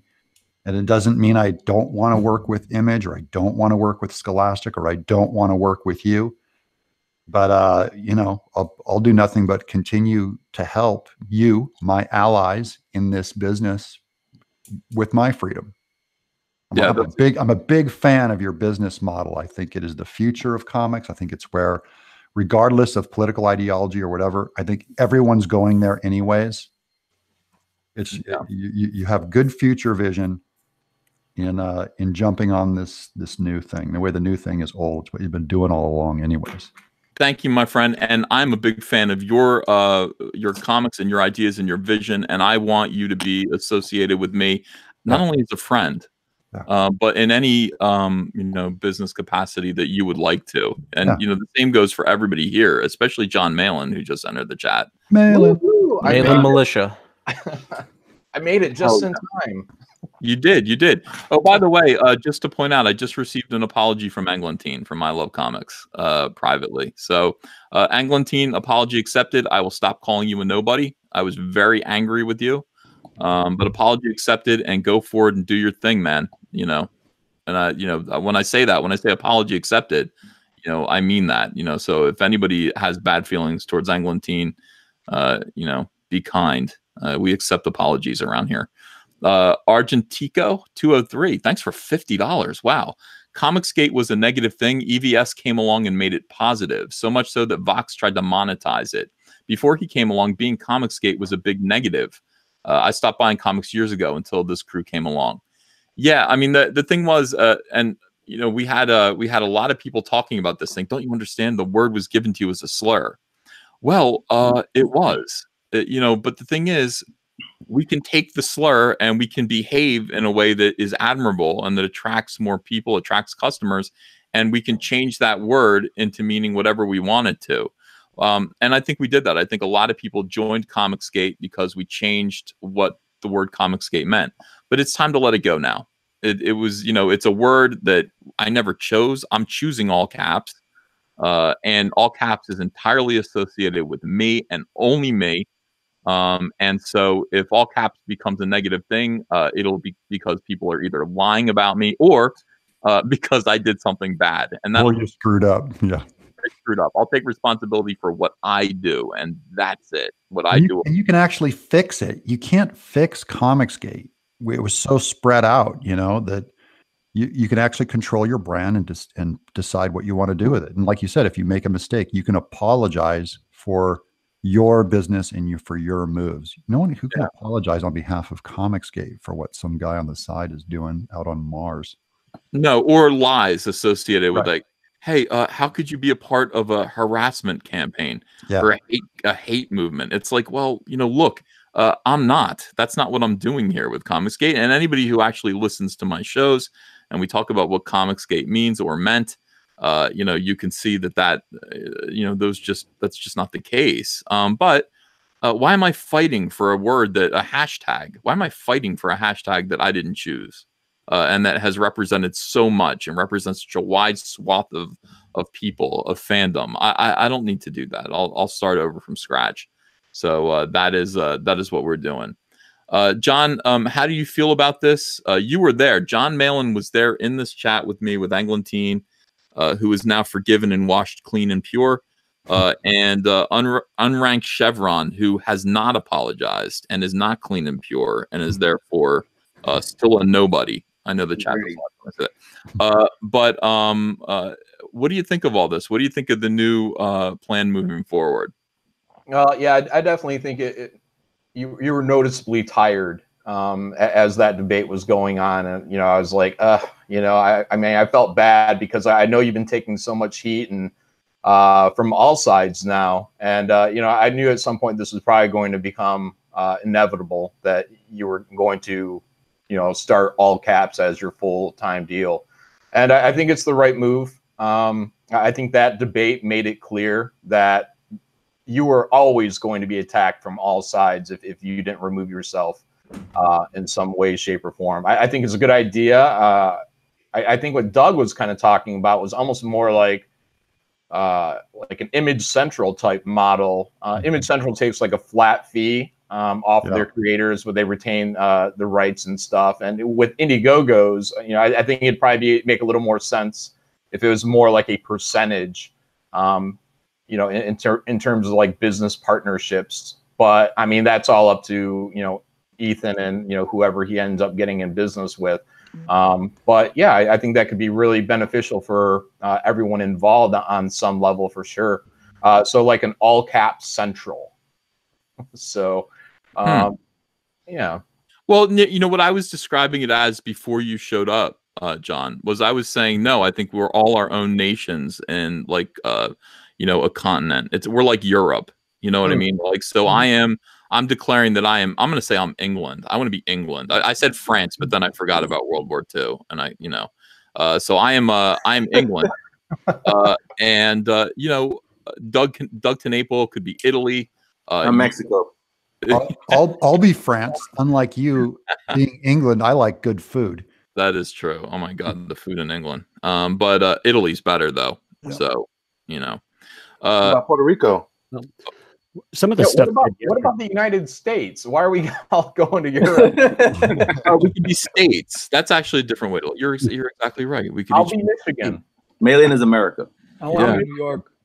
I was curious how pros took some of the stuff that was said the other day, you know, because I thought, you know, some of this stuff, some of these arguments here, like whether you win or lose an argument, it can hurt you. It can hurt your bottom line because, you know, people, they don't like the tone. They don't like, you know, whatever. And it can damage you that way. And you're arguing over semantics a lot. Does that make pros feel less welcome when you heard some of this stuff that you heard the other day? I don't know. I don't know if pros feel. I want professionals to feel welcome, and I do think that rebranding will actually help towards that because, you know, it's one thing to say to some of these people who are kind of edging on the border of joining us, hey, come join COMICSGATE. Now, COMICSGATE has been slurred so badly that it doesn't matter what reality is. It doesn't matter what we're asking them to do and who we're asking them to associate with. The correct response to that is that's good. That's really scary for me and my family. Having said that, hey, I'm gonna jump over and help Ethan Van Sciver out with All Caps Comics is entirely different argument, an entirely different thing. They've left COMICSGATE. They're no longer part of that COMICSGATE movement. That's all good too. We want this thing to grow. I mean, ideally, you know, what we want this movement to become is you know, a new business model for comic books based on the arguments of COMICSGATE, based on the arguments of COMICSGATE, with the good arguments of COMICSGATE. Yeah, they're going to become the arguments of all caps. Of course. Well, because that name, you know what I mean? You're going to have your own set of principles. They're going to be consistent. They're going to be rolled out. This is what I stand for. Right. And we're going to start, you're going to market your principles. I'll market mine, but a lot of my principles will overlap with yours. Amen. But I don't, that's the thing is like you were pumping all of this value into the word COMICSGATE and you did not have a shingle called COMICSGATE. Mm-mm. No, it was awkward. It was awkward having to protect the word COMICSGATE from, you know, Vox Day. All of it was awkward. And I said it at the time, I don't want to have to do any of this. This feels bad. You know, these are all tough decisions that I have to make on behalf of this community that feel really awkward. And you know, so no longer do I have to, you know, make decisions like that. I own All Caps Comics. I am the Caesar of All Caps Comics. I am the king of All Caps Comics. I am the leader of All Caps Comics. So everyone else is going to be able to be the leader, king, monarch, Caesar of their own studios, of their own companies that they're publishing under. And that is, you know, that is the way to go moving forward. So I will make all of the rules for All Caps Comics, and I will take all of the blame for everything that happens with All Caps Comics. And that is, that's where we're going. Yeah, and another plus of it, I would think would be it would be somewhere where people, professionals in the industry who may want to, you know, do other things, would feel a little more comfortable coming to All Caps versus coming to COMICSGATE. So hopefully, you know, people feel a little bit more comfortable coming over to, I don't know if I could even say this side, but if you're in a good business practice and you don't want to, you know, be a part of a propaganda machine, you know, because I would imagine that, I mean, that's kind of Ethan's principles that attracted him to COMICSGATE was, you know, professionalism and, you know, working to make customers happy.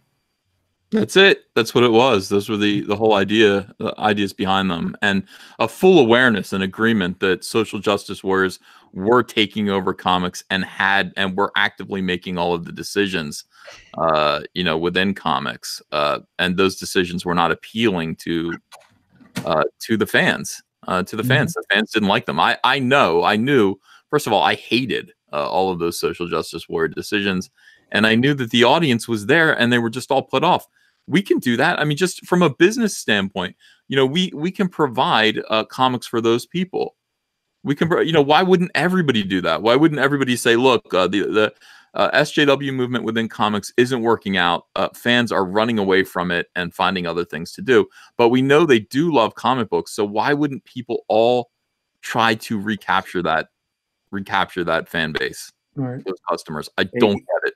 Hey, Ethan, I was at a con yesterday, like a little small con, and I had flyers from my Sovereign campaign, and a bunch of people that have no idea what's going on Twitter were just telling me comics suck now. Like they just miss the old fun stuff, and they have nothing to do with COMICSGATE. So there's a huge group of people out there who are just hungry for fun comic books. Yeah. I know that for a fact. And we can do that. I mean, look at what you guys are doing. Look at what Elliot's sketching. Look at Doug. Don't look at Doug. Look at Elliot. Everybody's doing great stuff, and it's like, this is fun, man. This is really, really fun stuff. We could, we are supplying interesting comics for people. That again, this is the market. This is our market, and I think we can grow it. I'm looking forward to doing conventions with you guys. I'm looking forward to building out from here. But yeah, COMICSGATE, as a label, is no longer something that I'm going to put. I'm not going to use that hashtag. I'm not going to call myself COMICSGATE really anymore. There's too much stuff that goes with it that I'm not comfortable with. People are complaining about your hands, Doug. Yeah. Look how dirty they look. Oh, it looks like this is like what lives when you look down in the creases of a turtle's neck. It would never look like this. Last night, Doug was black actually and very white. immature. We're going to film noir here. I noticed that. I'm real into this. This is 80s music video. Oh. Yeah. Cool, you look like you should be like, oh, I just died in your arms tonight. Oh my goodness, freestyle. It must have been something said. Oh yeah. I should have walked away. Be careful. What is that song about? What is a crime? Yeah. What is that song about? I just died in your arms tonight. It must have been some kind of kiss. What the hell is going on? What kind of kiss kills you when someone's some woman? That's what he's saying. That's some woman. Oh, it was an anthrax kiss. It's disgusting. We have to look at the lyrics and try to make sense of them. He was sick. Yeah.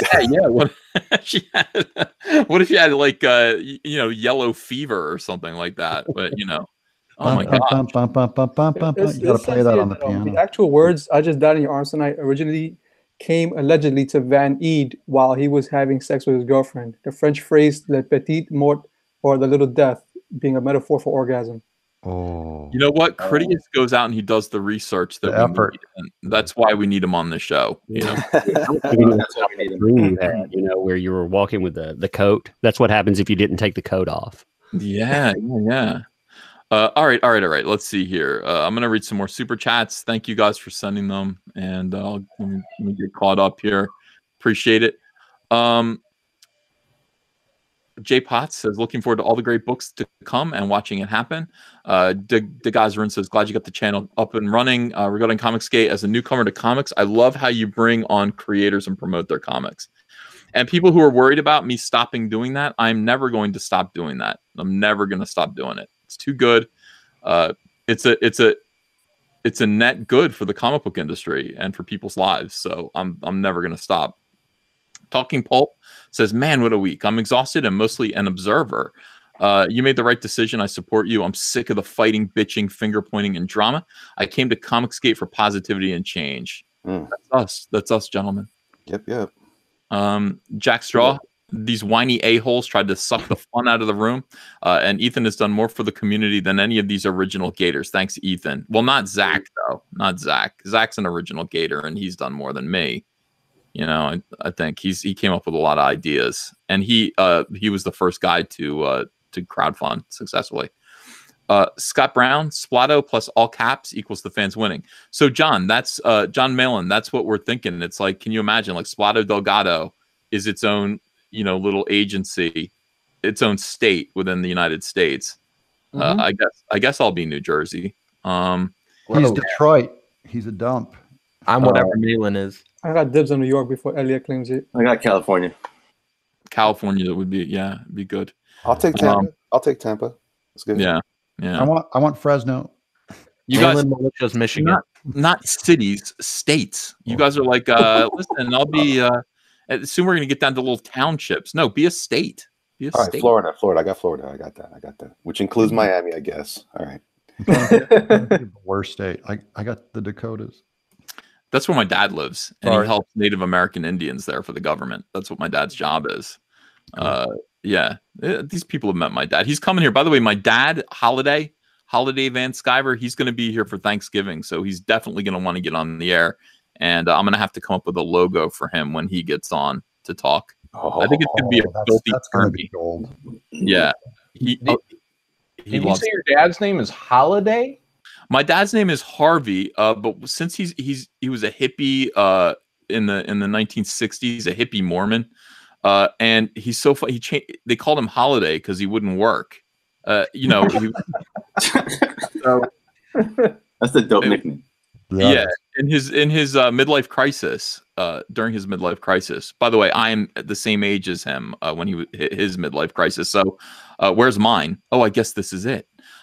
He had readopted the name Holiday. It's like, I want to be young again. My name, everybody call me Saint. This time he applied for sainthood. Saint Holiday. Annoyed the hell out of me as a kid. Annoyed the hell out of me. But now he wants to be called Holiday, and that's just fine. He's an attorney, but he is he's kind of a hippie looking guy. But he became a staunch Republican recently, which I'm so happy about. He talks about Trump. Makes me happy to hear him talk like that. And the fans absolutely love him. When he came on the show in June, everybody got to know him. He's a lot of fun, and he's going to be back. So, hail Holiday. That's right. Yeah. I like dads. That's awesome. Yeah. All right. So Uncle Fred's School says, thanks for $20. You should have a mission and a value statement for all caps. Define your vision on paper. Much respect to all the veterans and guests today. I don't want to crawl too much up my own butt with that. Like, I kind of tell you how I feel about things here, what I believe in, and what my comic books I feel like should be. Defining it on paper just seems like a manifesto, and it's a little weird. I don't think I want to do that. I may interject. Never put it in paper unless you have to. Yeah, Cecil. Cecil. Oh, Ethan went on a mission. All right. What's up, Cecil? Hello, I'm trying to catch up. I've been busy with a lot of family stuff this weekend, and I missed the debate. I missed everything. So I'm going to do a lot of catching up tonight and watch everything. How dare you have a family, man? What are you trying to do? I got my sister's kids I'm watching now, and I also have my brother's kids. So I'm like the full uncle mode this weekend. Cecil daycare. You like Uncle Buck? Yeah. Yeah. There you go. Your daddy daycare, Uncle Daycare. I got a call there down in Miami. I got a call in from Miami screaming at me at 1 a.m. Why are they still awake? They're trying to parent them apart. One of them called. I was like, "Why did you stay up? Don't bust yourself. What are you doing?" Well, watch all that stuff, Cecil, because things are changing, man. It's getting crazy, but it's getting better. I think everybody's happier now. I was saying, in the video that I made, and also, Andrew was feeling the same way. I mean, it's just like when you're responsible for a movement of some sort, it really does feel heavy. And I was feeling the same kind of anxiety as I was having to answer for COMICSGATE, that I was feeling when I was working at DC Comics. I don't want to represent DC Comics. I don't want to represent COMICSGATE. I want to represent myself. And just saying, all right, I'm no longer COMICSGATE, has been like, and I'm sensing that all my fans and all the subscribers are feeling the same way. I mean, everybody just kind of is breathing a sigh of relief. Like, we no longer have to answer for COMICSGATE. We're going to answer for what we're doing, what we've always stood for going forward. And I have two people who are coming with me. Well, I think, I already asked Kanan. Kanan said yes. The other person I have to ask is Cecil. Mm-hmm. Where you going? Well, we're no longer COMICSGATE. We are All Caps Comics. It's a fresh start, and you are co-writing Rainbow Brute with me.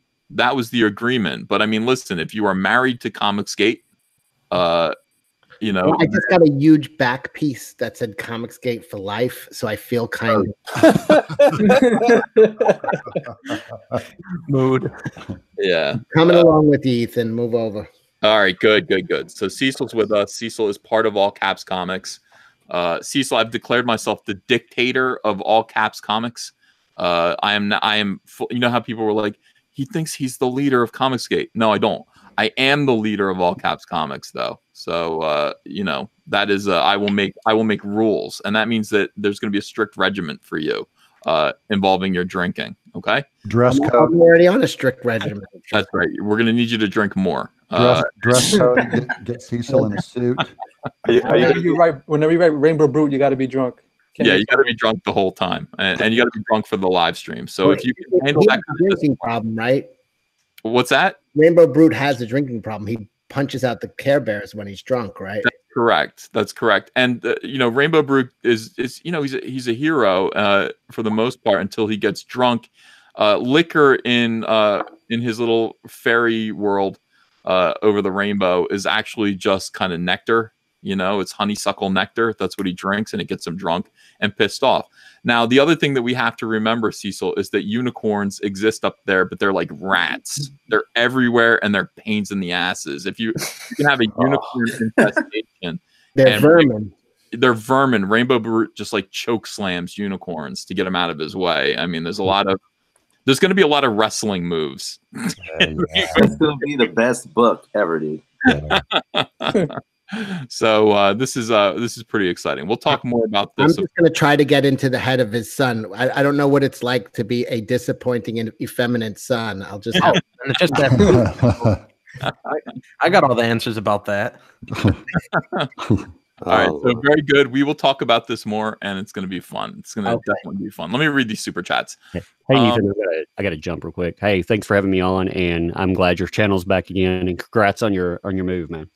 Tug, thank you so much for being here, and God bless you. We love you. Later, Tug. Later, Tug. Tug was in here. Gross. Yeah. By the way, everyone, please subscribe to The Umbrella Guy. It's Tug's new channel. Instead of That Umbrella Guy, it's The Umbrella Guy. So go find that and subscribe, please.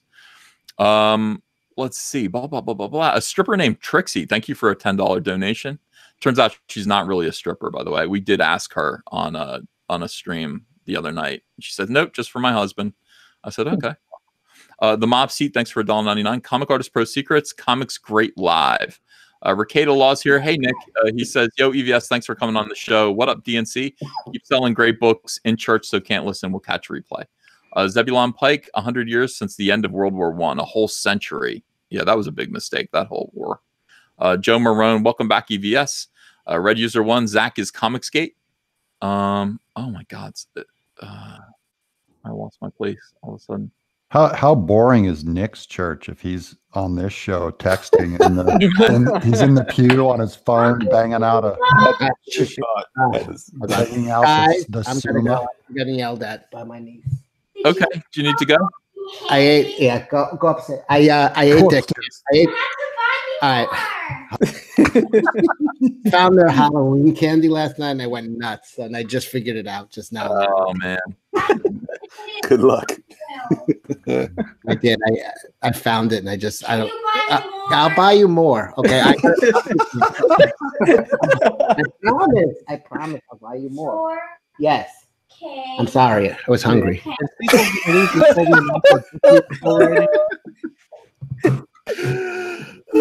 People rock their Halloween candies. I did.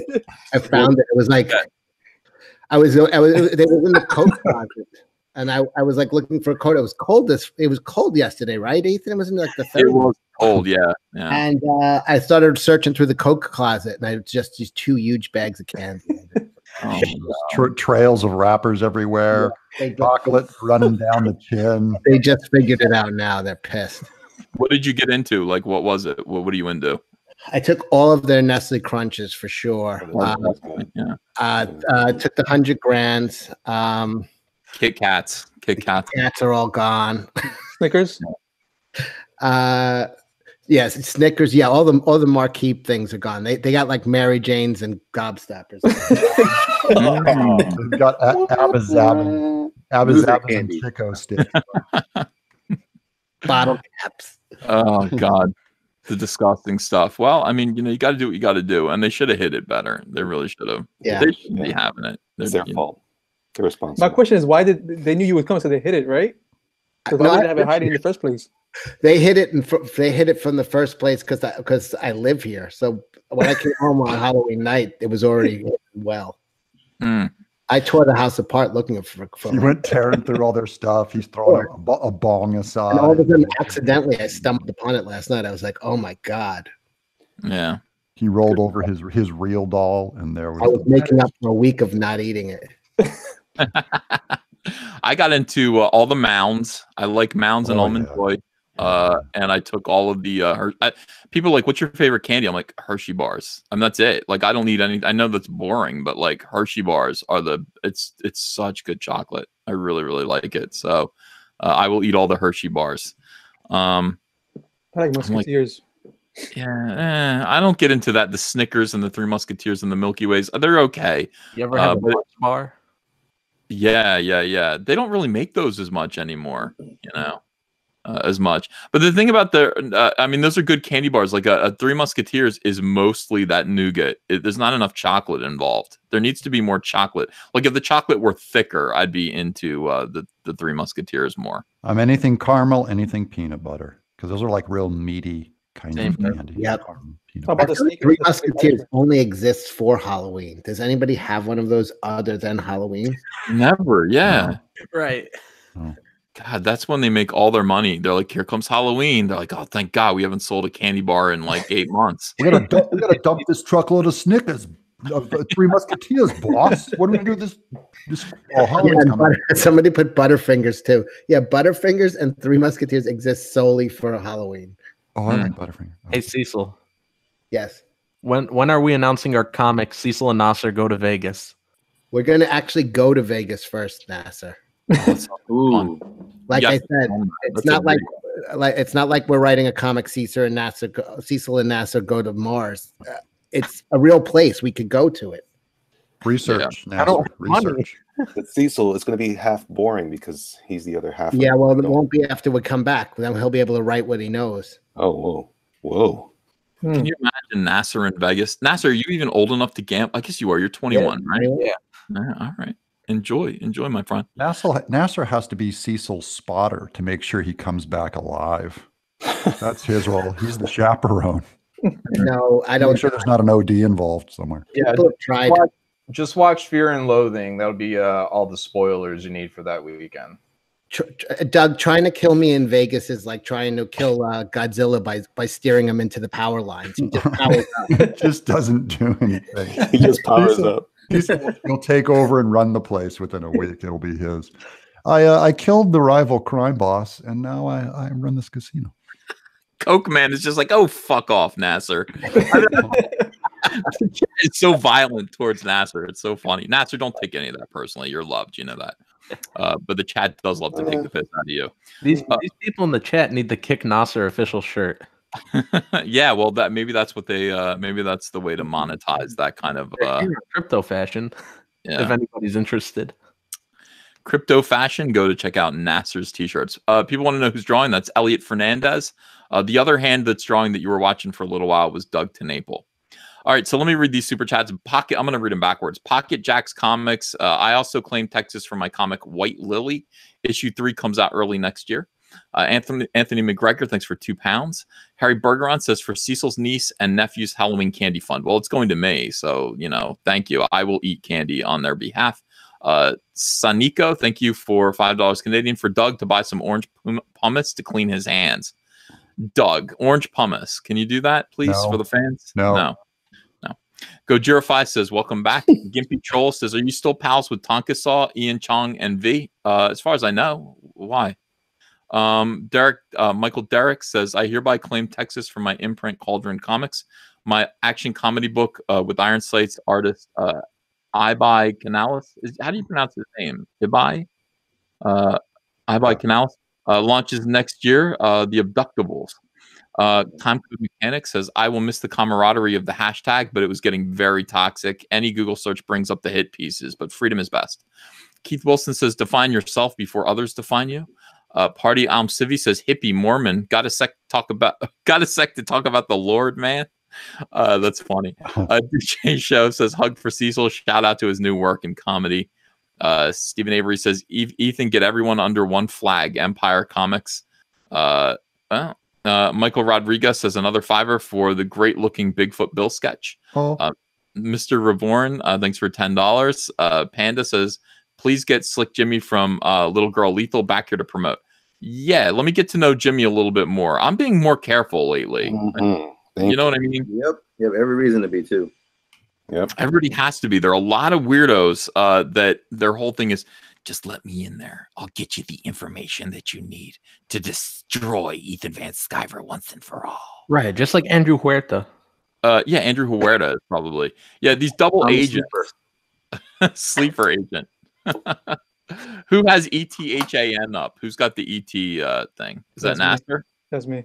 Oh, that's pretty. It's okay. I love that sketch. Yeah, let me get to know Slick Jimmy a little bit more. He's Mormon, or Jack Mormon, which is nice. You know, we'll see. Project Mage Punk says there's mainstream comics and there's independent comics. What we're doing here, creator and consumers alike, is the counter comic industry. I think that's close to correct. Mike, thanks for $5. Michael Rodriguez says, morning, Ethan. Any thoughts on the quartering, trash talking Medicare and getting butt the out? Yeah, I thought it was funny, and I think that he should stop like drinking so much before he screams. I love the quartering. I love Jeremy. I love Medicare, and I love Keemstar. So I have no. I'm not on anyone's side there. But the quartering did. I mean, he did get in there. He got really, really drunk. He trash talked a bunch of really smart YouTubers, and he got his ass handed to him. So I hope that was a lesson to him. And that's what I would say. Love you, Jeremy. JP Got Rockets. Thanks for $2. Would Cyberfrog actually eat Earthworm Jim? Cyberfrog does. He has human appetites, like when it comes to food. So he wouldn't eat Earthworm Jim. He likes chicken wings. Yeah. He likes chicken. He likes junk food. Mr. Thundaro says, I want to publicly thank you for talking to me and for running with my advice. You have all done all I asked. No, you have done all I asked and ran with it. Get ones in chat for all caps. Okay, yeah, Mr. Thundaro had some issues, and I asked him to call me up, and we would talk it through. We had a nice conversation. Unreadable Disc Error, thanks for $5. I'm so excited you are starting all caps. If it helps, Baker and Taylor distributes 1 Point Publishing to store, or 1-0 publish. 01, I'm bad at numbers. 01 Publishing to stores and libraries. If you need info, let me know. Interesting. All right. DJ Kong, thanks for $20. I could ignore the elements like Vox Believers and COMICSGATE because guys like you were paving a real way forward. If COMICSGATE won't evolve beyond its worst elements, then it needs to be left behind so we can really get the change we want. You know what I like about Vox Day? He actually came out and he decided that he was going to try to brand me. So he told all of his followers, all of his cronies and stuff, all of his fans, that I was 2VS, like two-faced Ethan Van Sciver, which is, it's weird criticism. I don't think I've ever been two-faced to him. He kind of would call me. I'd talk to him. And then he decided that he wanted to eat my lunch, which is not something that I like. And try to destroy COMICSGATE, try to overtake it. If anything, he's a two-face. But labeling me 2VS, which is very Trumpian, what that does is every time somebody calls me 2VS, I know they're Vox Day fans. You know what I mean? Mm-hmm. That's the thing. I'm like, you're a Vox Day fan. Shut the fuck up. It's like that's kind of how that feels. When they say eat your lunch, that's like a declaration of war. Because in the streets they say, "I eat your plate." I eat your food. Really? Yeah. Yeah. Don't mess with my lunch. It's it's my lunch. Nunya Business says, make sure you have a social media policy hammered out before you invite other people to work for you. Oh, don't worry, Cecil. I will. All right. Peter Armstrong says, my first comic was Superman #1 in 1987. Mine too. I loved comics ever since, but for the past few years, losing interest. You've helped bring my enthusiasm back. Nice. Legion of Myth says, too much wisdom and common sense here. It must be the pie. Tell my wife I need more pie. Glad to see you're back streaming. Me too. Joe Marone, thanks for $10. EVS did good as a steward of COMICSGATE. Now he's our Peter Gabriel, our sledgehammer. He kicked the habit, shed his skin. This is the new stuff. He comes dancing in. All true except for the dancing part. No, you can dance. You can dance. It's okay. I can't. Elliot, can you dance? I mean, a little bit. All right. So if we do have to have a dance off, I will. Will you do it in my stead? Like, yeah, I'll take your place. Pinch hitter, proxy dancer. Yeah, that's what I need. Especially if it's break dancing and pop and lock. I can't. I might break something when I dance that way. But yeah, okay. All right, Donut Swans here, $5. Good morning, beloved Uncle E. It's a great day to be alive, isn't it? Rar, he says. It is nice. Yeah. Lord Dankington, EVS equals Churchill. We will fight them on the beaches. And Mr. Thundara says, glad to see the strike removed. Awesome. Party on Civi says, that's what this is all about. Golf clap. And JM says, we will always blame you for Nasser, EVS. Well, look, Nasser is my fault. I did bring Nasser in. Did I bring you in, Nasser? Yeah, you did. Okay, so I take responsibility for Nasser. Well, for bringing him in. Anything that Nasser does is his own problem. But if you want to say somebody brought Nasser in and made him a star, guilty. That was me. Ethan gave me a career. Yeah, Ethan did that. I didn't give you a career. The fans did. The customers did. I presented you to them. So that was all you. If you have a career now, Nasser, which is an argument, I really don't know if you do or not. But if you do, it's because of your fans. People are all saying unsub to Nasser, unsub. I just broke 1,000 subs the other day. Really? Yeah. That's great, man. Congratulations. Yeah. I started a new channel yesterday, and I am over. I gained 6,500 subscribers in one day. Oh man, you beat me today. I'm still. So congratulations, Nasser. Wow. Congratulations on your accomplishment. Thanks. Thanks. No, I'm sorry. 7,118. Oh my gosh. This day. Oh well. Yeah. I'm gonna go pack up now. Yeah. It's not hard when you have a channel with 81,000 subscribers. It's pretty easy to just say, well, some of you go over there, and this is, it's not that great. 7,100 out of 81,000 means most of them went, nah, we're good. We're good. That's 75,000 people who'd rather subscribe to you twice than me once. Okay. Let's see. Mr. Neenan says, do what you want. Retailers are my concern. All right, retailers. Well, we'll take care of them this year. This coming year is going to be good. Pocket Jack's Comics says, I think you would like my comic, White Lily. White Lily. Let me look at it. Panda says, EVS, we got you. You're looking jacked, baby. Well, I'm, a little heavy, but I'm feeling jacked. D loves all things. Please no more debating crazies on Ricada Law. Yeah, I think 3 is enough. I don't, you know what I mean? But, it was great because John Malin was there with me, which was so fun, man. John Malin stood up for Mike Miller, and I was so proud of him. I think everyone liked that. Yeah. Well, whatever. I mean, people always go after religious people for views that they deem to be homophobic, and it's like, look, man, it's just in their religion, and you have to let it be at that. Mike isn't going to harm anybody. Mike is pretty harmless. Yeah, I know. It's like, but I really appreciate you doing that. I thought that was a very brave stance, and I couldn't find the words to defend Mike, who I mostly find indefensible. So, when people are like, justify Mike S. Miller, I'm like, I can't. But you did, and I admired that. You're an atheist, right? Yeah. It was the first time I saw atheists come out in defense of a Christian, believe it or not. You Holland in the chat said that Mike Miller cried when he heard John defended him. Hold on. John did say that he belonged to a homophobic religion. That's when I took issue with him. I went, what? Yeah, if I said it like that, I didn't intend it like that. Okay, so. okay. He said that. Use those words. He didn't say that. I listened to it and I reran it twice. I'm like, what the what? Oh, I heard John say it's in his religion. man. It's he's his religion. Christian. It's in his religion. Our religion is not homophobic. We're against We're not, we don't hate them. We're not terrified of them. It's not homophobic to be against gay marriage and against homosexuality. I'm just saying that term is a tough term to swallow. I'm scared of gays. Yeah. That somehow makes church even more boring. Shut up.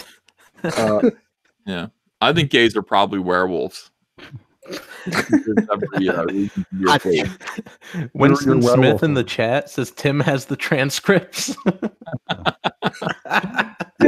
I didn't hear John say any of that. I heard I heard him stand up for his friend and basically say in so many words what you're accusing him of, which he didn't acknowledge. He didn't acknowledge that what that guy was saying was true about Mike, but he's saying whatever you're accusing him of. I mean, you're not taking into consideration that Mike is a religious guy and he has religious views that, I'm sorry, they don't change just because MSNBC says they should. And that's for John to say that and John to not personally agree with Mike's views is pretty brave and it's pretty kind. And I thought that was very impressive. Okay.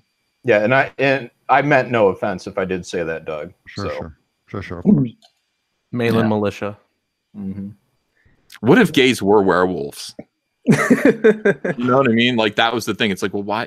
Because where do werewolves come from? Well, that's what they are. Like this guy right here. Is it a teen wolf werewolf or a American Werewolf in London werewolf? Werewolf in London, like bloodthirsty werewolves, and it's like that's why. Like they'd be a lot snappier dressers. I'll tell you that much.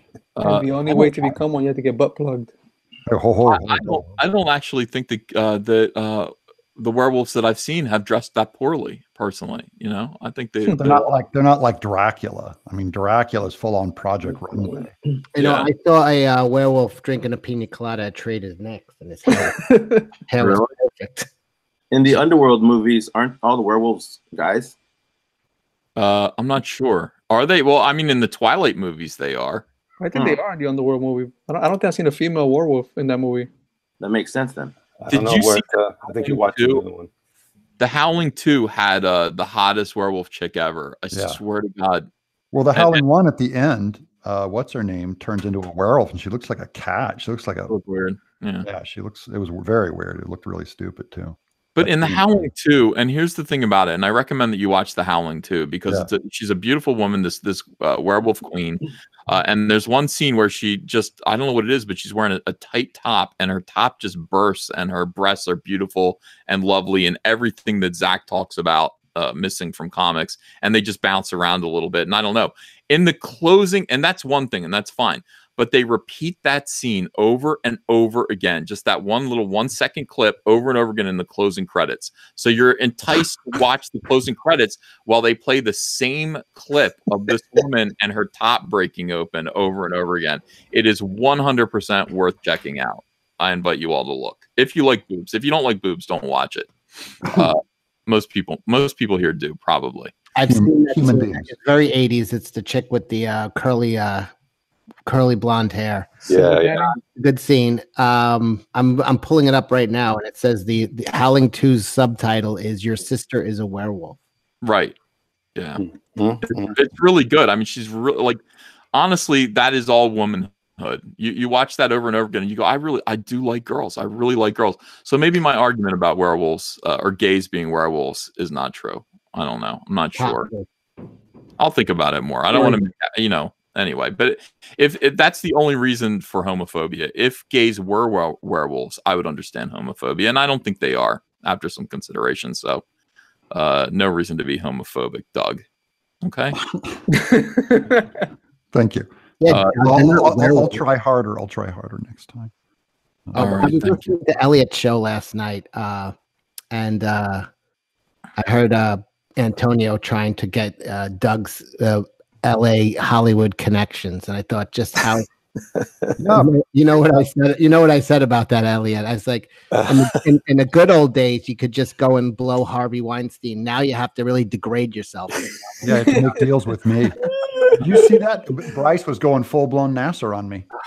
Really? Yeah, he was like, "Get me the Hollywood people." Wow, man. Last night was pretty strange at the stream. Oh, that was fun. Elliot's was show. great. That was a lot of fun, man. Yeah. That was cool. Thank all you guys for hanging out. It really was fun. It really was warm. It was good. All right. Glad to have your show back. You'll get the subs back. You're going to be a leaner, meaner comic book making YouTube and machine, says DJ Kong.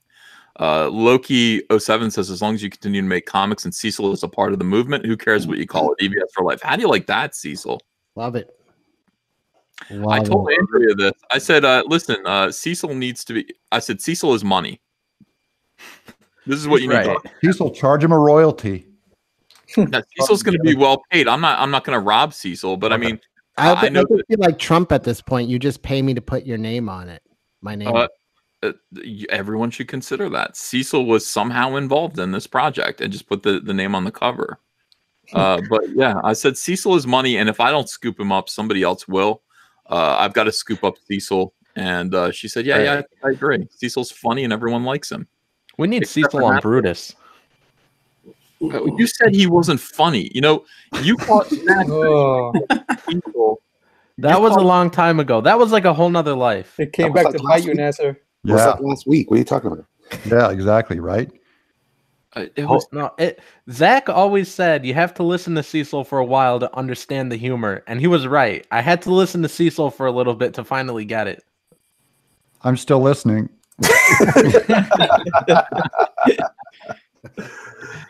Well, anyway, Nasser, you've caused Cecil untold amounts of pain and anguish. You owe him money.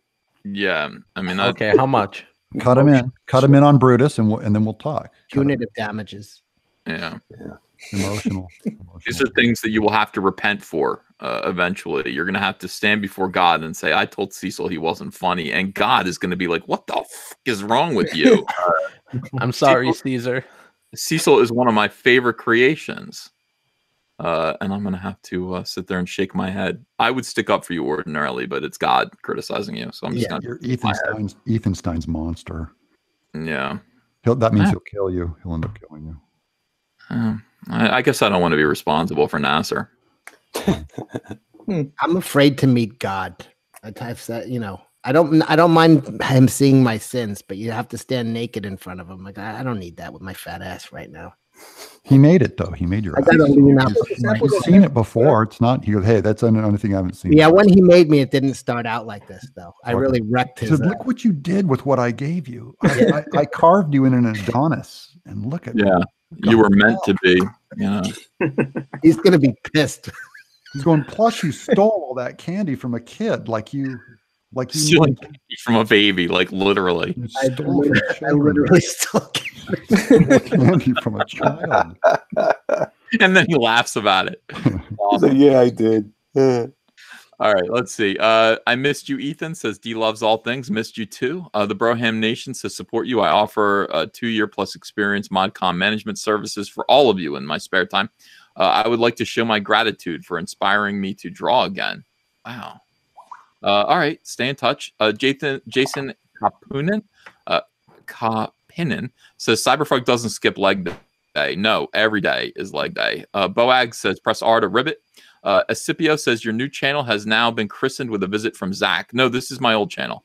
Glad to hear he's got one in the oven again. You know what? By the way, he thought that I would think. Here's the thing about Zach that you guys may or may not know. Zach has social anxiety disorder. He does. Okay. And so when Zach has to leave, it's because he's kind of freaking out. So he makes excuses about things. He had a burrito in the oven. He had to go. Didn't you hear him? Yeah, I heard him say that. And then he said to me in private, I can prove that I had a burrito in the oven. And I said, what? You don't have to do that, Zach. He's like, no, I want to prove that, I didn't leave. Pictures or it didn't happen. Right. That is correct. Oh, wow. Infinite. What am I doing here? It's the future. Yeah, let me try this again. All right, for goodness sakes.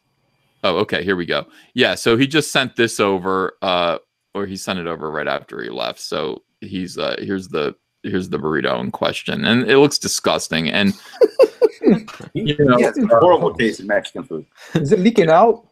Burrito gate.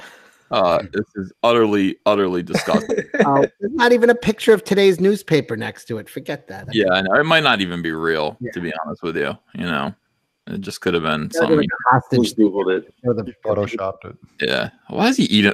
You know, that's when you're The single. border.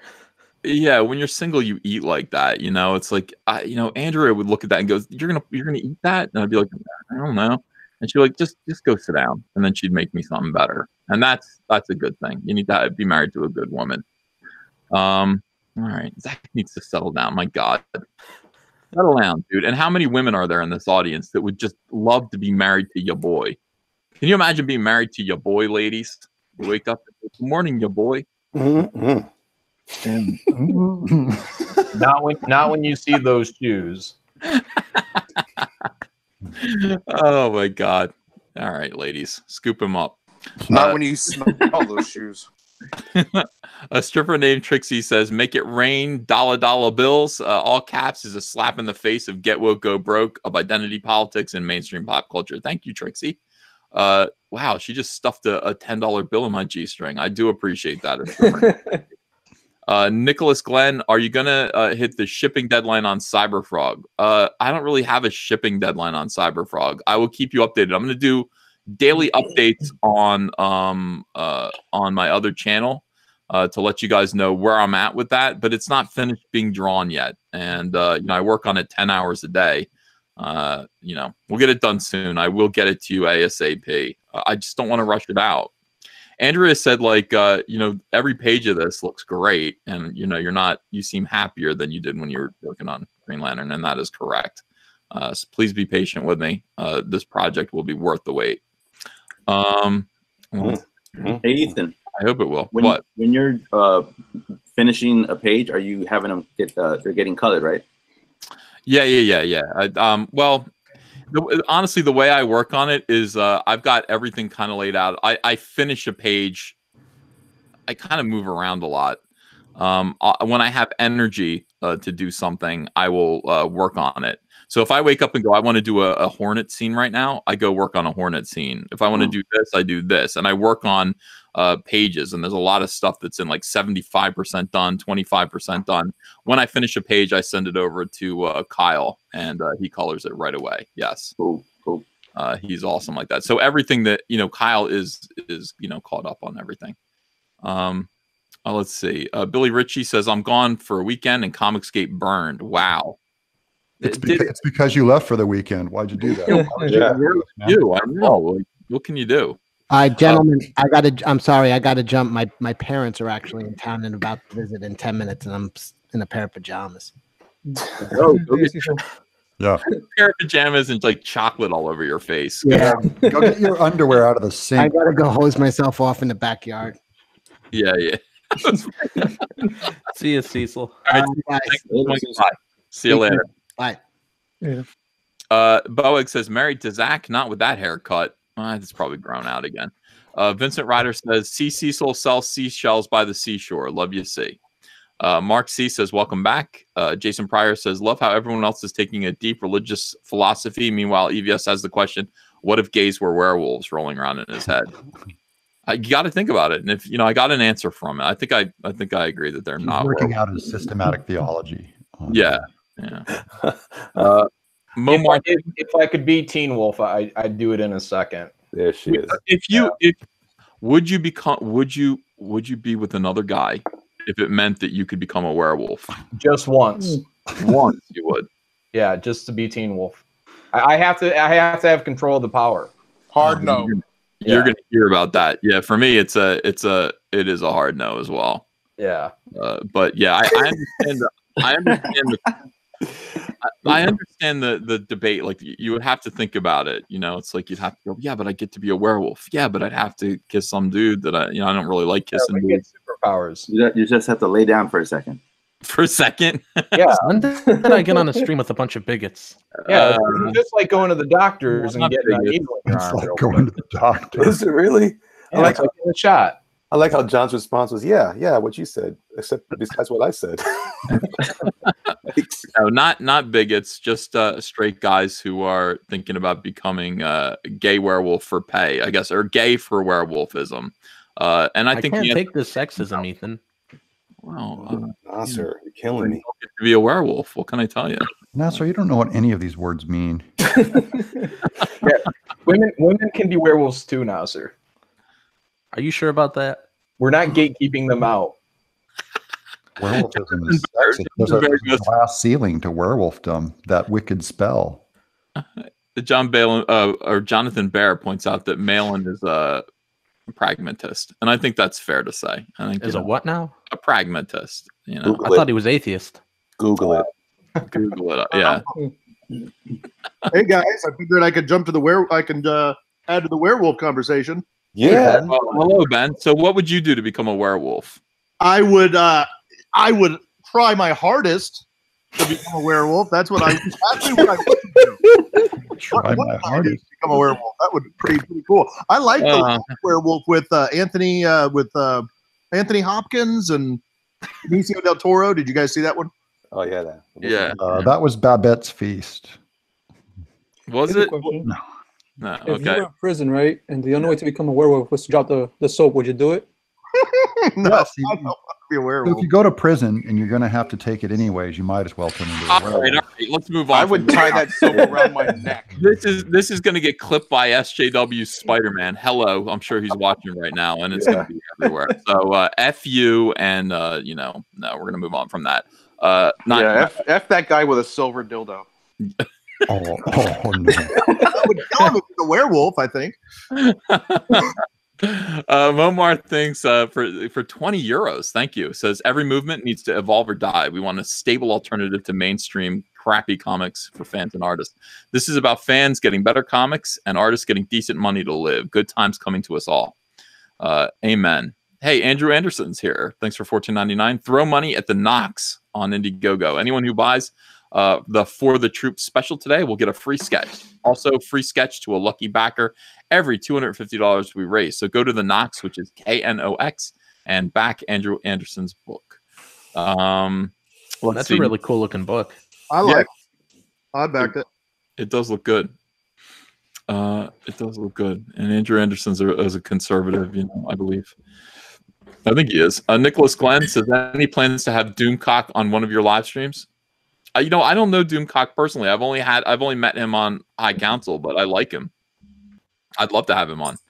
Loki says, as long as you still make cool and interesting comics and Cecil is still involved, who cares what you called it? Okay, so I think I got that. Michael Rodriguez says, I think you missed my first super chat. God, I don't know if I'll be able to find it. I'm reading them in order. I'm trying not to miss any. So glad Cecil is on board with Ego VS, says the other. James Dean, Creative Conflict, all caps logo is done, sending a screenshot. All right, let me look at it. Timecode Mechanics claiming Chicago for Night Phoenix Press. Nicholas Glenn, are you going to hit the shipping deadline on Cyberfrog? So you asked that twice. I answered it. It's going to be later than I thought. I'm trying my best to finish it, and I hope you will be happy with the result. And by the way, if you are interested in watching Cyberfrog come together, go to my panel. When I said it was going to be estimated November delivery, I had no idea what I was talking about. I just kind of said, yeah, that sounds like a good time for me to get this done. No idea what was going to go into this. So we're learning for all of us, the first wave 1, but now we're officially in 2.0, huh? Yeah, we're into 2.0. I mean, next year is going to be different. I think next year I'm going to say Rainbow Brute. You can expect it December. And I'm going to get it out in like July. But I mean, everyone who pushed their street date way back was way smarter than me. I was thinking I was still working at DC Comics and that it wouldn't be as involved as it was. So apologies. I'll get it right next time. Mr. Reborn says, love the positive. 4 books on the way, 2 licensed. Gimpy Troll says, because they're all involved in different doxing ops. Darth Bobcat says, when Cecil wonders who to invite to Vegas, reject a sad clown holding a bunny before considering Nasser. Absolutely. Hat Stack says, I'm sorry, Cecil, I cannot support a Halloween candy thief. Oh. Pocket Jacks Comics says, I also claim Texas for my comic White Lily. Issue 3 comes out early next year. And we've got to be caught up. No, we're not caught up at all. I claim Florida, obviously. I already did. All right. Well, we'll share it then. Oh, you did? Okay, we can. Yeah. We're sure. Yeah, we're good. I'm Jersey. Mainland Militia gets the whole Midwest. True. There we go. I'll take it. Yeah, we got to all branch out and do more books. You know, I mean, that's the thing. We got to be able to do more books. Billy Ritchie says, my uncle had a medieval themed wedding this weekend in Florida. We had a trebuchet, Evan a trebuchet, shooting watermelon. Lord Dankington says, Ben, when can I expect Rabbit to kill all men? Thanks. Do you have an answer for that? Still targeting before Christmas. So we're on page, we're almost, Jimbo's almost done with the book, and we're coloring it. So yeah, we're still targeting before Christmas. Spider-Man Not Bug Boy says, great, now I can make 4XL jokes on 2 channels. John Diller gaming the system. Did someone say gatekeeper? Mark C says, send the photo of Zach's burrito to the agency that examined the Zapruder film to verify its authenticity. Yeah, I might, because I don't believe it. All right, there we go. Now we're all caught up. My gosh, thank you for all the super chats, guys. I appreciate it. No, we're not. Panda says, did you see the White Wolf games went full SJW? What's White Wolf games, guys? Masquerade. Vampire the Masquerade. And they went SJW? How so? I don't know. They made a vampire game for starters. Oh, yeah. That's pretty SJW, honestly. That is they could have made a werewolf game. Yeah. Yeah, they could have made a werewolf game. They could have made a zombie game, and they didn't do that. I'm telling you, I'm going to go out and buy Red Dead Redemption 2 though today. I've been doing it nonstop since it came out. It's wonderful. Worrisome that John Malin, who said that he would be gay, he wouldn't be gay, but he would have gay sex with a man if he could be Teen Wolf, is now has an avatar of Teen Wolf. Well, look, I mean, Teen Wolf he can be anything he wants to be. He can be a professional bowler, professional basketball player. He could probably be a footballer. I mean, professional car snooper. All it takes is one injection, guys. All right, so John's got a good argument, to be fair. He's got no, he anal doesn't. gate. No, he doesn't. All right, well, you never know. All right, fellas. Oh, by the way, Critias has a nice Cyberfrog comic book cover here, all caps comics with Cyberfrog, and it looks like the frog head that Dan Fraga drew for Cyberfrog #2. He's got all those teeth in his mouth. Yeah, we got to get Dan on here. Very nice. All right, guys. I'm going to go. I have to go out and buy diapers at BJ's. Good man. Yeah, I got to go do that, and that's important. That's got to get done. It's a Sunday, so that means everything's going to close around 5 o'clock. It's freezing out here in New Jersey. It is winter weather now, so I want you guys to all bundle up and stay warm.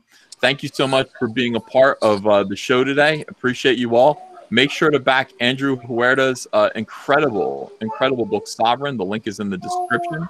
Oh, yeah. So make sure Thank you, everyone. We're almost at 10,000. Almost. Oh, really? Oh, man. Okay, I should have been watching it more. So back Sovereign. The link is in the description. And you guys have a great day. We'll see you again soon. Bye-bye. Are the diapers for you? Later, man. Bye.